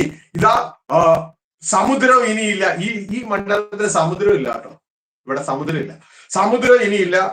പുതിയ യെരൂശലേം എന്ന വിശുദ്ധ നഗരം ഭർത്താവിനെ അലങ്കരിച്ചിട്ടുള്ള മണവാട്ടിയെ പോലെ ഒരുങ്ങി സ്വർഗത്തിൽ നിന്ന് ദൈവസന്നിധിയിൽ നിന്ന് തന്നെ ഇറങ്ങുന്നത് ഞാൻ കണ്ടു. മറ്റൊന്നുമില്ല, സ്വർഗം ഭൂമിയായിട്ട് ഇറങ്ങുക. ക്രിസ്തുവിലൂടെ ഇതാ സംഭവിക്കേണ്ടേ. എഫെസ്യർ 1:9-10 പറഞ്ഞു, ഇതൊരു മർമ്മമാണ്. സ്വർഗവും ഭൂമിയും തമ്മിൽ ക്രിസ്തുവിലൂടെ ഒന്നാകണം. ഒന്നാണ് രംഗം കണ്ടോ? പുതിയ യെരൂശലേം എന്ന് പറയുന്ന ദൈവശില്പിയായി നിർമ്മിച്ച നഗരം ഇറങ്ങി വരിക. ഇതാണ് അബ്രഹാം കാത്തുകൊണ്ടിരുന്നത്. അബ്രഹാം കനാൻ ദേശം കൊണ്ടും തൃപ്തിപ്പെട്ടില്ല. ഹല്ലേലൂയ. ഇതാണ് വിശ്വാസികളുടെ പിതാവ് കാണാൻ ആഗ്രഹിച്ചത് ഈ ദൈവശില്പിയായി നിർമ്മിച്ച നഗരമാണ്. ആ നഗരം സ്വർഗത്തിൽ നിന്ന് ഭൂമിയിലേക്ക് ഇറങ്ങി വരികയാണ്. എന്നിട്ട് ഉടനെ പറയും ഇതെന്താണെന്ന് നമ്മൾ പലരും ചോദിക്കും. ഉടനെ നമ്മൾ എന്തെങ്കിലും പറഞ്ഞതിന് മുമ്പ് സ്വർഗം തന്നെ പറഞ്ഞു, ഇതാ മനുഷ്യരോടുകൂടെ ദൈവത്തിന്റെ കൂടാരം, ദൈവം മനുഷ്യരോട് കൂടാരം അടിക്കാൻ പോവാന്ന്. പുതിയ യെരൂശലേമിൽ ഇറങ്ങി വരികയാ. എന്നിട്ട് പറയാണ്, ദൈവം മനുഷ്യരോടെ പാർക്കും. ഇതാ സിംഹാസനത്തിൽ ഒരു മഹാശബ്ദം പറയുന്നത് ഞാൻ കേട്ടത്, ഇതാ മനുഷ്യരോടുകൂടെ ദൈവത്തിന്റെ കൂടാരം, ദൈവം മനുഷ്യരോട് വസിക്കും, അവർ അവന്റെ ജനമായിരിക്കും, ദൈവം താൻ അവരുടെ ദൈവമായി അവരോട് കൂടെ ഇരിക്കും. അവരോട് കൂടെ, ക്രിസ്തുവിലുള്ള പുതിയ മനുഷ്യരായ ദൈവപുത്രരോട് കൂടെ ദൈവം ഇരിക്കും. ഞാനൊന്ന് പറയട്ടെ, ഇവിടെയാണ് ദൈവസ്നേഹം തിരിച്ചറിയേണ്ടത്. ദൈവസ്നേഹം, ഹല്ലേലൂയ, തിരിച്ചറിയുക. ഈ അപ്പന്റെ സ്നേഹം എന്താ? സുവിശേഷം. ഈ അപ്പനും നമ്മളും കൂടി ഒരുമിച്ച് ജീവിക്കുന്നതാണ് സുവിശേഷം. ഒരു കുടുംബമായി ജീവിക്കുന്നതാണ് സുവിശേഷം. അങ്ങനെ ജീവിക്കുമ്പോൾ അപ്പന്റെ പ്രോപ്പർട്ടിയായ എന്തൊക്കെയുണ്ടോ അതിന്റെയൊക്കെ ഭരണം അപ്പൻ നമ്മുടെ കയ്യിൽ അപ്പന്റെ ഇഷ്ടം പോലെ ഏൽപ്പിക്കും. ഇതാ ക്രിസ്തു പറഞ്ഞേ, ചെറിയ ആട്ടുകളുടെ മേൽ ഭയപ്പെടേണ്ട, കിങ്ഡം കണ്ടോ, നേരത്തെ ഭൂമി വാഴുന്ന കിങ്ഡം നിങ്ങൾക്ക് തരാൻ അപ്പം പ്രസാദിച്ചിട്ടുണ്ട്. ഇതൊക്കെ നമ്മൾ തിരിച്ചറിയേണ്ട. എന്തുകൊണ്ട് യേശു ഇത് പറയുമ്പോൾ അതിന്റെ പുറകിലൊരു കഥയില്ലേ? അപ്പൊ ഈ ഭൂമി നേരത്തെ ആരാ ഭരിച്ചിരുന്നേ? ഇതൊക്കെ ചോദിക്കണ്ടേ? ഹല്ലേലൂയ. നമ്മൾ ദൂതന്മാരെ ന്യായം വിധിക്കേണ്ടവരാണ്. വർഗമാണ് വാണിരുന്നത്. ഹല്ലേലൂയ. ദൈവം പാർപ്പിനായിട്ട് ഉണ്ടാക്കിയേ. ഇതാണ് ദൈവത്തിന്റെ വചനം കൊരിന്ത്യർ ലേഖനത്തിൽ പറയുന്നത്, നിങ്ങൾ ദൂതന്മാരെ ന്യായം വിധിക്കേണ്ടവരാണ്. സമാധാനത്തെ ദൈവം വേഗത്തിൽ ദൂതന്മാരെ, പിശാചിനെ നിങ്ങളുടെ കാലുകൾക്ക് ചതച്ചു കളയും. അപ്പൊ ഈ ഒരു തിരിച്ചറിവൊക്കെ നമ്മുടെ ജീവിതത്തിൽ വേണം. ഇത് മനസ്സിലാക്കുക. ദൈവത്തിന്റെ സ്നേഹം, പ്രിയ കുഞ്ഞുങ്ങളെ, നിങ്ങൾ തിരിച്ചറിയണം. എല്ലാവരും തിരിച്ചറിയേ. എന്നെ കൂടുതൽ ദൈവത്തോട് അടുപ്പിക്കുന്നതാ, നമ്മളോട് കൂടെ ജീവിപ്പാൻ ആഗ്രഹിക്കുന്ന ഒരു അപ്പനാണ് ദൈവം. പക്ഷെ തന്റെ ആഗ്രഹം സാധിക്കാത്തതുമായിരിക്കും. എന്താ വിഷയം? ദൈവത്തിന്റെ വിഷയം എന്ന് പറയാ, ദൈവത്തിന് പാപത്തോട് സഹകരിക്കാൻ പറ്റത്തില്ല. പാപം ചെയ്താൽ ദൈവത്തിന് നമ്മൾ ശത്രുക്കളായി മാറും. ഇവിടെ നിങ്ങൾ തിരിച്ചറിയേണ്ടത്, ഉൽപ്പത്തി മുതൽ നിങ്ങൾ നോക്കിക്കോ, ദൈവത്തിന്റെ ടെൻഡൻസി കണ്ടോളണം. നമ്മളോട് കൂടെ ജീവിക്കാൻ. ഈ കാന്തത്തിന്റെ രണ്ട് ഓപ്പോസിറ്റ് പോളുകൾ തമ്മിൽ അട്രാക്ട് ചെയ്യുന്നത് പോലെ നമ്മളോട് കൂടെ ജീവിക്കാൻ അതെയോ ആഗ്രഹിക്കുന്നത്. ഉൽപ്പത്തി പുസ്തകത്തിൽ ഏതെങ്കിലും നമ്മൾ കാണുമ്പോൾ മനുഷ്യരോട് കൂടെ നടക്കാൻ ഇച്ഛിക്കുന്ന ഒരു ദൈവം തോട്ടത്തിൽ ഇറങ്ങി വരുന്നു, അവരുടെ കൂടെ നടക്കുന്നു. തോട്ടത്തിൽ ദൈവം നടക്കുന്ന ഒച്ച കേട്ടപ്പോൾ മനുഷ്യർ ഒളിക്കുന്നു. ഇതൊക്കെ നമ്മൾ വായിച്ചിട്ടുണ്ട്. എന്താ ദൈവം കാണിക്കുന്നത്? തനിക്ക് തന്റെ മക്കളായ മനുഷ്യരോടുള്ള കൂട്ടായ്മ ദൈവം ആഗ്രഹിക്കുന്നു. പക്ഷെ മനുഷ്യർ പാപം ചെയ്തപ്പോൾ ദൈവം എന്ത് ചെയ്തു? ദൈവം ബൈ ഫോഴ്സ് ഇറക്കിക്കളഞ്ഞു. കാരണം പാപത്തോട് സഹകരിക്കാൻ ദൈവത്തിന് കഴിയത്തില്ല. വീണ്ടും ഇസ്രായേൽ ജനത്തെ തന്റെ ആദിജാതൻ എന്നതുപോലെ ദൈവം ഒരു ഗ്രൂപ്പിനെ അബ്രഹാത്തിൽ നിന്ന് തെരഞ്ഞെടുക്കുക. തുടർന്ന് അവരെ നയിക്കുമ്പോൾ അവരോട് പറയുന്നൊരു കാര്യമുണ്ട്, ശ്രദ്ധിച്ചു കേട്ടോളണം. നമ്മളോടുകൂടെ വസിക്കാനുള്ള കൊതി. ദൈവം പറയാ, എനിക്ക് നിങ്ങളുടെ കൂടെ വസിക്കേണ്ടതിന് നിങ്ങൾ എനിക്ക് വേണ്ടി ഒരു വിശുദ്ധ മന്ദിരം ഉണ്ടാക്കി തരൂ. കേട്ടോ മക്കളെ, അപ്പന്റെ ആഗ്രഹം കേട്ടോ. നിങ്ങൾ എനിക്ക് വേണ്ടി ഒരു വിശുദ്ധ മന്ദിരം ഉണ്ടാക്കി തരണമെന്ന്. എന്തിനാ? എനിക്ക് നിങ്ങളോട് കൂടെ പാർക്കാനാണെന്ന്. അപ്പന്റെ ആഗ്രഹം കണ്ട. മക്കളുടെ കൂടെ സഞ്ചരിക്കണം. അങ്ങനെ തുടർന്ന് ഈ മക്കളോട് അവരത് അപ്പം പറഞ്ഞ പോലെ ഉണ്ടാക്കി. അങ്ങനെ ദൈവസാന്നിധ്യം വന്നു. മരുഭൂമിയിലെ ചലിക്കുന്ന സമാഗമന കൂടാരം മൂവ് ചെയ്യാൻ തുടങ്ങി. ഇവര് വീണ്ടും അനുസരണക്കേട് കാണിക്കാൻ തുടങ്ങി. ഉടനെ ദൈവം പറഞ്ഞ എന്നാന്നറിയാമോ? ഞാൻ നിങ്ങളുടെ കൂടെ വരത്തില്ല, എന്റെ ദൂതനെ നിങ്ങളുടെ അയക്കാം. കാരണം നിങ്ങൾ അനുസരണം കേട്ട ജനമാണ്. പാപത്തോടുകൂടെ സഹകരിക്കാൻ ദൈവത്തിന് കഴിയില്ല. അകൃത്യം കാണാൻ കഴിയാത്തവണ്ണം നിർമ്മല ദൃഷ്ടിയുള്ള ആളാണ് നമ്മുടെ അപ്പൻ. അടുത്തുകൂടാൻ കഴിയാത്ത പ്രകാശത്തിൽ വസിക്കുന്നവനാണ് നമ്മുടെ അപ്പൻ. മനുഷ്യരെ കാണാത്തവന് കാണാൻ കഴിയാത്തവനുമാണ് നമ്മുടെ അപ്പൻ. ഇത് തിരിച്ചറിയാം. നമുക്ക് ഈ എല്ലാം നമുക്ക് വായിക്കാൻ ഇപ്പോൾ സമയമില്ലാത്തത് കൊണ്ട് നമുക്ക് ചില വചനങ്ങൾ മാത്രം നമുക്കൊന്ന് വായിക്കാം. അപ്പൊ നിങ്ങൾക്ക് മനസ്സിലാവും ഈ അപ്പന്റെ ആഗ്രഹം നമ്മളോടുകൂടെ ജീവിക്കാനുള്ള അപ്പന്റെ ആഗ്രഹം. പുറപ്പാട് പുസ്തകം 33 എടുത്തേ ബ്രദറെ. പുറപ്പാട് പുസ്തകം 33 എടുത്തേ. അതിന്റെ 2ഉം 3ഉം വായിച്ചേ. ആ സമാഗമന കൂടാരം പോകുമ്പോൾ അപ്പം പറയുകയാണ്, ഞാൻ വരില്ല, എന്റെ ദൂതനെ അയക്കാം. ഹല്ലേലൂയ. മനുഷ്യൻ അനുസരണക്കേട് കാണിച്ചാൽ, ഇന്നും മോനെ മോളെ നമ്മൾ അനുസരണം കേട് കാണിച്ചാൽ ദൈവത്തിന് നമ്മുടെ സ്നേഹമില്ലാഞ്ഞിട്ടല്ല, ദൈവത്തിന് നമ്മളൂടെ പാപത്തോട് സഹകരിക്കാൻ പറ്റാതെ വായിച്ച് പുറപ്പാട് 33:2-3. പാലും തേനും ഒഴുകുന്ന ദേശത്തേക്ക് തന്നെ പോകുവീൻ. ഞാനൊരു ദൂതനെ നിനക്ക് മുമ്പായി അയക്കും. കനാന്യർ, അമോര്യർ, ഹിത്യർ, പെരിസ്യർ, ഹിവ്യർ, യെബൂസ്യർ എന്നിവരെ ഞാൻ ഓടിച്ചു കളയും. വഴിയിൽ വെച്ച് ഞാൻ നിന്നെ നശിപ്പിക്കാതിരിക്കേണ്ടതിന് ഞാൻ നിന്റെ നടുവിൽ നടക്കുകയില്ല. നീ ദുശാഠ്യമുള്ള ജനമാകുന്നു. ഇനി 25:8 കൂടി വായിക്കണം കേട്ടോ. ഇവിടെ പറയാണ് 25:8 പുറപ്പാട് 8 ദൈവം പറഞ്ഞു, എനിക്ക് നിങ്ങൾ നടുവിൽ വസിക്കാൻ വേണ്ടി ഒരു വിശുദ്ധ കൂടാരം ഉണ്ടാക്കി തരണം. ആ വിശുദ്ധ മന്ദിരം വേണം ആദ്യം ഉണ്ടാക്കാൻ. ആ ആദ്യ ഭാഗം അവിടെ ഞാൻ വസിക്കുന്നേ. പക്ഷെ ഇവിടെ സംഭവം 8 ചാപ്റ്റർ കഴിഞ്ഞ സംഭവം മാറി. ഇവിടെ പറയുന്ന ഒരു കാര്യം എന്ന് പറയുന്നത്, ഇവിടെ പറയാണ്, വഴിയിൽ വെച്ച് ഞാൻ നിന്നെ നശിപ്പിക്കാതിരിക്കേണ്ടതിന് ഞാൻ നിന്റെ നടുവിൽ നടക്കയില്ല. പാപം ചെയ്യുന്നവരോടുകൂടെ ദൈവം നടന്നാൽ എന്ത് സംഭവിക്കും? നടക്കലേറാ, നീ ദുശാഠ്യമുള്ള ജനമാകുന്നു. അതുകൊണ്ട് ഞാൻ എന്ത് ചെയ്യും? അവിടെ എഴുതിയിരിക്കുകയാണ്, ഞാനൊരു ദൂതനെ നിനക്ക് മുമ്പായി അയക്കും. നമുക്ക് ദൂതം വേണോ? നമ്മുടെ പപ്പ തന്നെ നമ്മുടെ കൂടെ വേണം? നിങ്ങൾ തീരുമാനിക്കുക. ആ ദുശാഠ്യമുള്ള ജനമാണെങ്കിൽ നമ്മളെ സ്നേഹിച്ചുകൊണ്ട് നമ്മളെ സംരക്ഷിക്കാൻ ദൂതനെ അയക്കും. എന്നാൽ നാം സ്നേഹിച്ച അപ്പൻ ആഗ്രഹിക്കുന്ന സ്നേഹം അപ്പന് നിറയെ കൊടുക്കുന്നവരാണെങ്കിൽ അപ്പൻ തന്നെ നമ്മുടെ കൂടെ വേണം. 21:8 വായിച്ചിട്ടുള്ളത്. ഞാൻ അവരുടെ നടുവിൽ വസിപ്പാൻ അവർ എനിക്ക് ഒരു വിശുദ്ധ മന്ദിരം ഉണ്ടാക്കണം.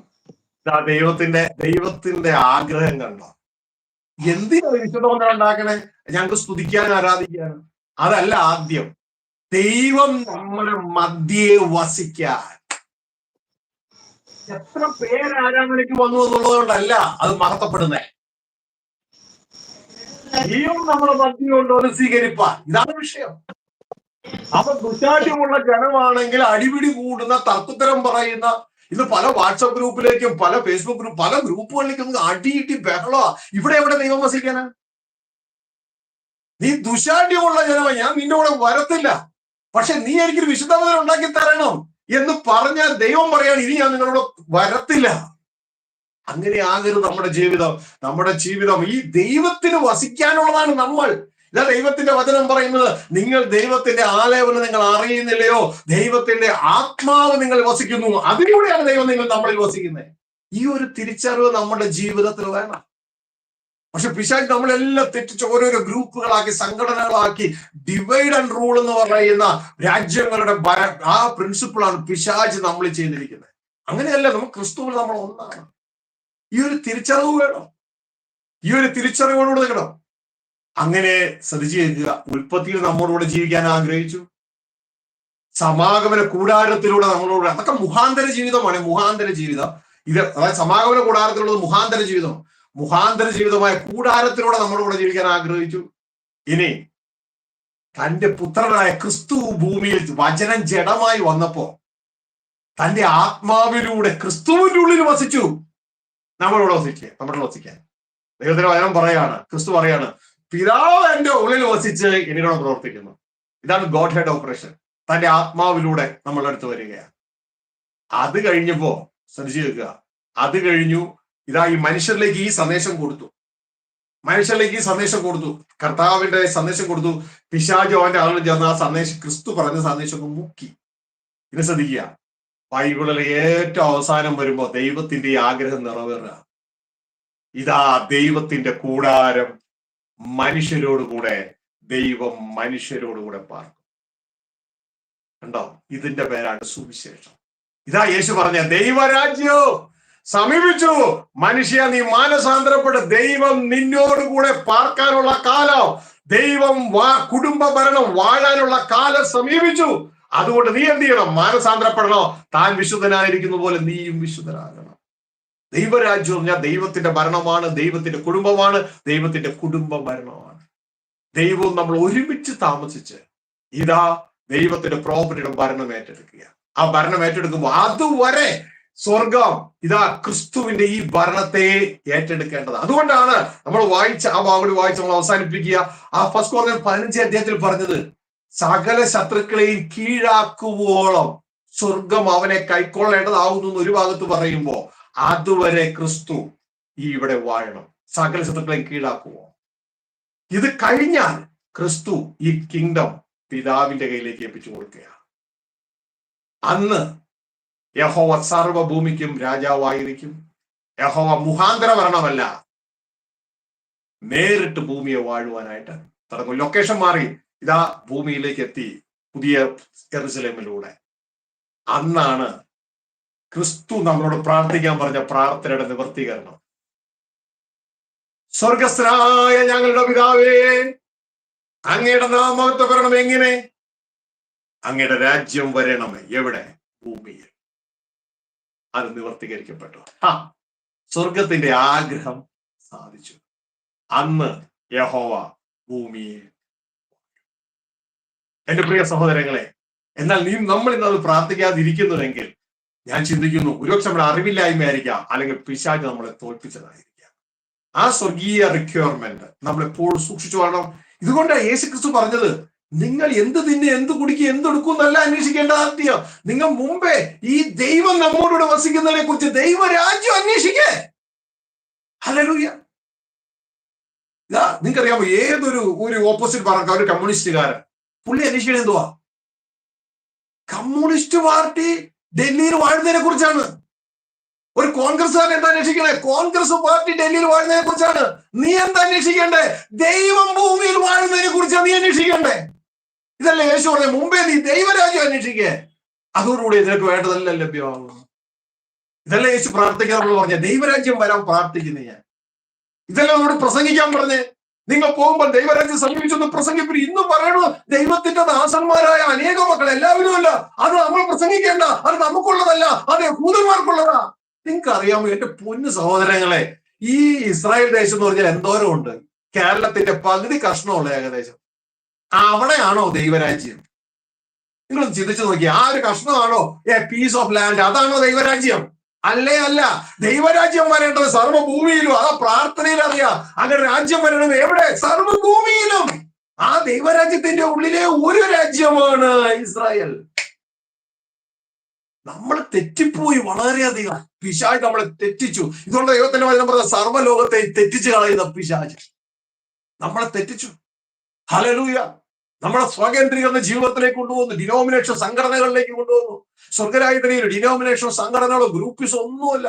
യേശു കർത്താവ് ഇവിടെ വന്നത് സകലതും ക്ലിയർ ആക്കി, എല്ലാം വിശുദ്ധമാക്കി, ശത്രുക്കളെയൊക്കെ മാറ്റി, സകലതും ശുദ്ധീകരിച്ച്, നമ്മളെ ശുദ്ധീകരിച്ച് അപ്പന്റെ കയ്യിലേക്ക് കൊടുക്കാൻ വേണ്ടിയാക്കി.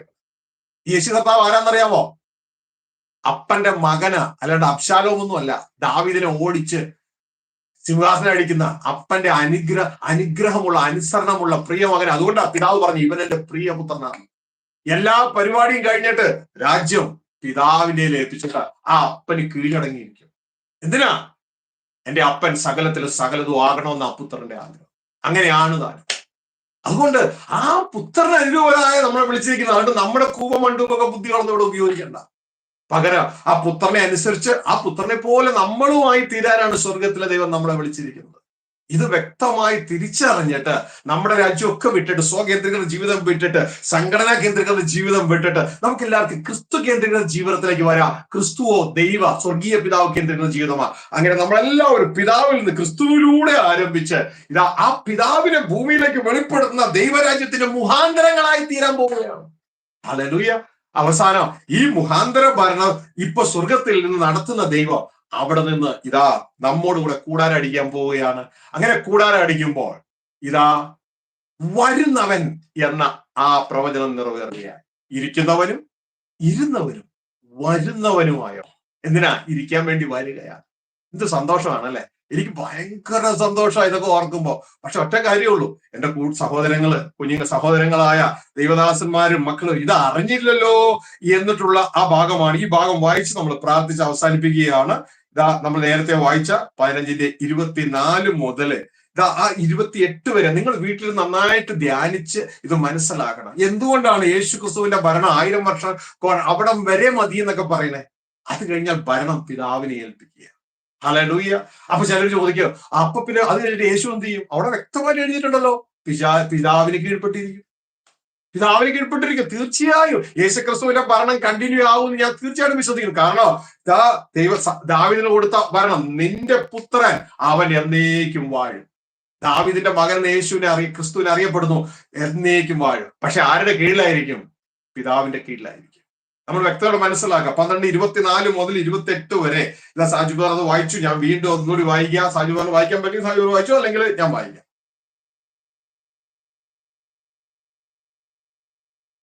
ഇതാ പിന്നെ അവസാനം അവസാനം വരികയാണ്. അന്ന് ക്രിസ്തു എല്ലാ വാഴ്ചയ്ക്കും അധികാരത്തെ ശക്തിക്കും നീക്കം വരുത്തിയിട്ട് രാജ്യം പിതാവായ ദൈവത്തെ ഏൽപ്പിക്കുക. കിങ്ഡം, ഭരണം മാറുകയായി. ഏൽപ്പിക്കുക, ഭരണം മാറി. മുഖാന്തര ഭരണമായ താന് ഇതാ നേരിട്ട് ദൈവത്തിന്റെ ദൈവരാജ്യം സമീപിച്ചിരിക്കുന്നു. അത് നിവൃത്തിയാകുക. ഇതാണ് സുവിശേഷത്തിന്റെ നിവൃത്തീകരണം. നമ്മളോട് എന്നാ പറഞ്ഞേ കർത്താവ് യേശു എന്നെ പ്രസംഗിച്ചേ? ദൈവരാജ്യം സമീപിച്ചിരിക്കുന്നു അല്ലേ? നമ്മളോട് എന്നാ പ്രസംഗിക്കുക? ദൈവരാജ്യം സമീപിച്ചിരിക്കുന്നു അല്ലേ? അതാണ് സംഭവിച്ചത് കേട്ടോ. ദൈവം നേരിട്ട് ഭൂമിയെ വാഴുന്നു. അന്ന് യഹോവ നേരിട്ട് ഭൂമിയെ വാഴും. ദൈവരാജ്യം സമീപിച്ച കാര്യം നിവൃത്തിയായി. ശ്രദ്ധിക്കുക, അവൻ ക്രിസ്തു സകല ശത്രുക്കളെ കാൽ കീഴാകുവോളം വാഴേണ്ടതാകുന്നു. ഇംഗ്ലീഷിൽ പറഞ്ഞ till he has put all his enemies under his feet. അവൻ സകല ശത്രുക്കളെ കാൽ കീഴാക്കുവോളം. എന്താ അങ്ങനെ ഓളം? കാരണം ആ ഒരു പീരീഡ് കഴിഞ്ഞിട്ട് ഭരണം പിതാവിന്റെ കയ്യിലേക്ക് കൊടുക്കണം. വാഴേണ്ടതാകുന്നു. ഒടുക്കത്തെ ശത്രുവായിട്ട് മരണം നീങ്ങിപ്പോകും. കാരണം ഇപ്പൊ ഇവിടെയുള്ള എല്ലാത്തിനെയും മരണം കൊന്നുകൊണ്ടിരിക്കുക, പിശാച് കൊന്നുകൊണ്ടിരിക്കുക. മരണം നീങ്ങിപ്പോകും. സകലവും അവന്റെ കാൽ കീഴിലാക്കിയിരിക്കുന്നു എന്നുണ്ടല്ലോ. സകലവും അവന് കീഴ്പ്പെട്ടിരിക്കുന്നു എന്ന് പറഞ്ഞാൽ സകലവും അവന് കീഴാക്കി കൊടുത്തവൻ, അതായത് സ്വർഗസ്ഥ പിതാവ് ഒഴികെ അത്രേ എന്ന് സ്പഷ്ടം. മനസ്സിലായോ? സ്വർഗസ്ഥ പിതാവിന്റെ താഴെയാണ്. നമ്മൾ സമ്മതിക്കത്തില്ലായിരിക്കാം, പക്ഷെ വിശുദ്ധ ബൈബിൾ അങ്ങനെയാ പറഞ്ഞ. ഞാൻ അതിന് ആമേൻ പറയും, എതിർക്കാൻ ഞാനില്ല. എനിക്കിപ്പോ 30 രൂപ എനിക്ക് യാതൊരു കുഴപ്പമില്ല. പക്ഷെ ബൈബിൾ എന്ത് പറയണോ അത് ഞാൻ ആമേൻ പറയുന്നു. സകലവും അവന് കീഴാക്കപ്പെട്ടിരിക്കുന്നു എന്ന് പറഞ്ഞാൽ സകലത്തെ കീഴാക്കി കൊടുത്തവൻ ഒഴികെ അത്രേ എന്ന് സ്പഷ്ടം. വീണ്ടും പറയാണ്, എന്നാൽ അവന് ക്രിസ്തുവിന് സകലവും കീഴ്പ്പെട്ടു വന്ന ശേഷം ദൈവം, അതായത് സ്വർഗസ്ഥ പിതാവ് സകലവും ആകേണ്ടതിന് പുത്രൻ താനും സകലവും തനിക്ക് കീഴാക്കി കൊടുത്തവന് കീഴ്പ്പെട്ടിരിക്കും. ഹല്ലേലൂയ. ഭരണം കൈമാറി കീഴ്പ്പെട്ടിരിക്കുക. എന്റെ പ്രിയ സഹോദരങ്ങളെ, ഇതൊരു 3 പറ മാവ് ശുശ്രൂഷയാണ്. ദൈവം അനുവദിക്കുന്ന അടുത്ത സന്ദേശം നമുക്ക് കേൾക്കാം. ദൈവരാജ്യം ഒരു സ്ത്രീ എടുത്ത് 3 പറ മാവിൽ ഒളിച്ചു വെച്ച പുളിപ്പാണ്. ഇത് നമുക്ക് മനസ്സിലാകണമെങ്കിൽ ഒരല്പം സമയമെടുക്കും. ദൈവം അനുവദിക്കുന്ന അടുത്ത സന്ദേശത്തില്. അപ്പോ ഇന്ന് നമ്മളൊരു സന്ദേശം കൺക്ലൂഡ് ചെയ്യുകയാണ്. ഈ സന്ദേശത്തില് ഇതാ മൊത്തം നമ്മളുടെ അപ്പനെ എതിരേക്കാൻ വേണ്ടി പുത്രനായ ക്രിസ്തുവിനെ ഭൂമിയിലേക്ക് അയച്ച് ശത്രുവായ പിശാചിനെ പരാജയപ്പെടുത്തി നമ്മളെ ശത്രുവിന്റെ കയ്യിൽ നിന്ന് വിലയ്ക്ക് വാങ്ങി ആത്മാവിൻ വിശുദ്ധീകരണത്തിലൂടെ വിശദീകരിച്ച് നമ്മുടെ ഉള്ളിലെ ദൈവരാജ്യം റെഡിയാക്കി അതിനുശേഷം 1000 വർഷം ഇവിടെ യേശു ക്രിസ്തു ജെറുസലേം തലസ്ഥാനമാക്കി, യേശു വരും, യേശു ക്രിസ്തു ജെറുസലേം തലസ്ഥാനമാക്കി ഭൂമിയെ വാഴും. ഈ സമയത്തൊക്കെ ചെയ്യുന്നത് എന്താണെന്നറിയാമോ? ഇതാ തൈ റെഡിയാക്കുക. തൈ എന്തിനു വേണ്ടിയാ? ഇതാ പുതിയ ആകാശവും പുതിയ ഭൂമിയിലും നടാൻ വേണ്ടി ദൈവപുത്രന്മാരെ വേണ്ടേ?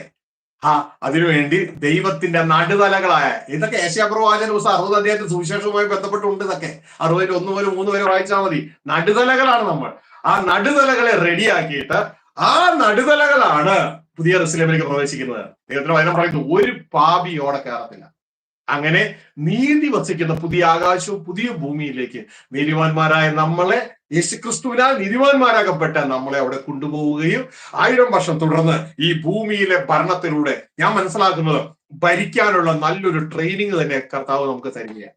എല്ലാ ട്രെയിനിങ് റെഡിയാക്കി അവസാനം ഭൂമിയിലുള്ള എല്ലാ ദുഷ്ടന്മാരെയും നീക്കം ചെയ്ത് പുതിയ ആകാശവും പുതിയ ഭൂമിയും വന്നിട്ട് ഭരണം കൈമാറുകയാണ്. ആരിലേക്ക്? സ്വർഗീയ പിതാവിങ്കിലേക്ക്. മുഖാന്തര ഭരണം മാറി ഇതാ നേരിട്ട് സ്വർഗീയ പിതാവ് മനുഷ്യരോടുകൂടെ കൂടാരമടിക്കുകയും സക്കറിയ 14:9 നിവൃത്തിയാകുകയും ദൈവരാജ്യം സമീപിച്ചിരിക്കുന്നു, മാനസാന്തരപ്പെടുകയും എന്ന യേശുക്രിസ്തു പ്രസംഗിച്ച സുവിശേഷത്തിന്റെ ആ ക്ലൈമാക്സിലേക്ക് വരികയും ശിഷ്യന്മാരോട് അത് തന്നെ പ്രസംഗിക്കാൻ അയച്ചു. അവര് പ്രസംഗിച്ച ആ പ്രസംഗത്തിന്റെ ക്ലൈമാക്സിലേക്ക് വരികയും നമ്മളോട് പ്രാർത്ഥിക്കാൻ പറഞ്ഞു. നിങ്ങൾ പ്രാർത്ഥിക്കുമ്പോൾ ഇങ്ങനെ പ്രാർത്ഥിക്കും, സ്വർഗസ്ഥനായ ഞങ്ങളുടെ പിതാവേ, ഞങ്ങളുടെ രാജ്യം വരണമേ. എവിടെ? ഭൂമിയിൽ. അതിന്റെ ക്ലൈമാക്സ്, അതിന്റെ ആ പ്രാർത്ഥന സാക്ഷാത്കരിക്കപ്പെട്ടു എന്നൊക്കെ നമ്മൾ വെളിപ്പാട് 21 കാണുകയാണ്. ആ സ്ഥലത്ത് അപ്പനോടുകൂടെ ജീവിക്കാൻ നമ്മളെ വിളിക്കുകയാണ്.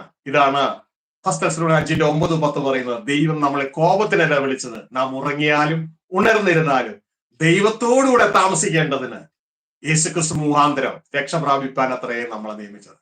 അതുകൊണ്ട് എന്റെ മക്കളെ, ഞാൻ നിങ്ങളോട് ഒന്ന് പറയട്ടെ, നമുക്ക് എല്ലാവർക്കും അവിടെ എത്താൻ പറ്റത്തില്ല എന്നുള്ള കാര്യം വിഷമത്തോടെ ഞാൻ ഓർപ്പിക്കുകയാണ്. പക്ഷെ എന്റെ ആഗ്രഹം എല്ലാവരോടും എത്തണമെന്നാണ്. കാരണം ദൈവത്തിന്റെ വചനം പറയുന്നു, ഹൃദയശുദ്ധിയുള്ളവർ ഭാഗ്യവാന്മാർ, അവർ ദൈവത്തെ കാണും. ഹല്ലേലൂയ. അതുകൊണ്ട് എല്ലാവരോടും സമാധാനം ആചരിച്ച് ജീവിത വിശുദ്ധി പ്രാപിപ്പാൻ എല്ലാവരെയും ഓർപ്പിക്കുക. ശുദ്ധീകരണം കൂടാതെ ആരും ദൈവത്തെ കാണുകയില്ല. നമുക്ക് നമ്മുടെ കണ്ണുകൾ അടയ്ക്കാം.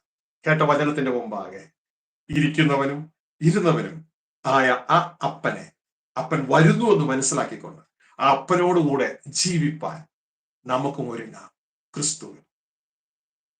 ക്രിസ്തുവിൽ ഞാൻ എൻ്റെ നാട്ടിലേക്ക് എന്നപ്പൻ്റെ അടുക്കലെ യാത്രയെങ്കിൽ സ്നേഹിതർ വിട്ട് പിരിയുമ്പോഴും ഞാൻ ഓരോ പടി കൂടെ ദൈവത്തോട്, പിതാവിനോടും പുത്രനോടും ആത്മാവിലുള്ള കൂട്ടായ്മയിൽ കാത്തിരിക്കുന്ന എൻ ദൈവത്തോട് ലോകം വെറുത്തു ഞാൻ യാത്രയാണ്.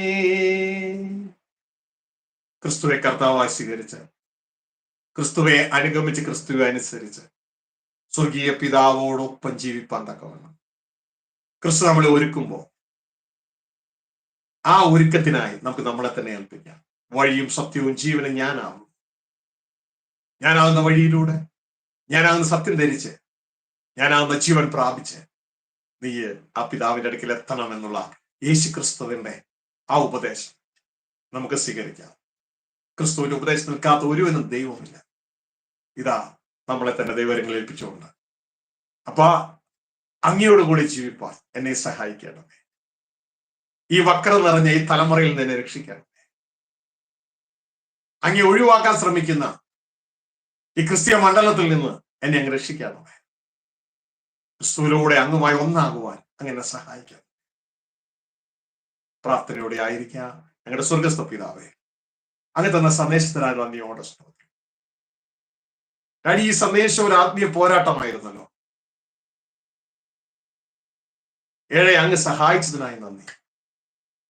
അങ്ങയുടെ ചിന്തകൾ അങ്ങയുടെ മക്കൾക്ക് കൊടുക്കാൻ അങ്ങ് എന്നിലൂടെ പ്രവർത്തിച്ചതിനായി നന്ദി.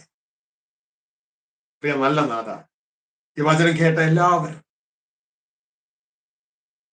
ക്രിസ്തുവാകുന്ന തലയോളം വളരുന്നവരും അതുവഴി അങ്ങിൽ എത്തിച്ചേരുന്നവരുമായി തീരുവാൻ തക്കവണ്ണം ലക്ഷ്യം നോക്കി പ്രവർത്തിക്കുന്നവരായി തീരുവാൻ സഹായിക്കാം. പ്രിയ നല്ല പിതാവേ, ഈ സന്ദേശത്തിന് വേണ്ടി അങ്ങ് ഒരുക്കിയ അങ്ങയുടെ ദാസനെ സാജുവിനെയും ചേർന്ന് പ്രവർത്തിക്കുന്ന എല്ലാവരെയും ഈ ചാനലിലെ അങ്ങയുടെ കരങ്ങളിൽ ഏൽപ്പിക്കുന്നു. അങ്ങയുടെ സാഞ്ചു സഹായം കൂട്ടായിക്കണമേ എന്ന് പ്രാർത്ഥിക്കുന്നു. അധികം പ്രകാശമായി ശോഭിപ്പാൻ സഹായിക്കണം.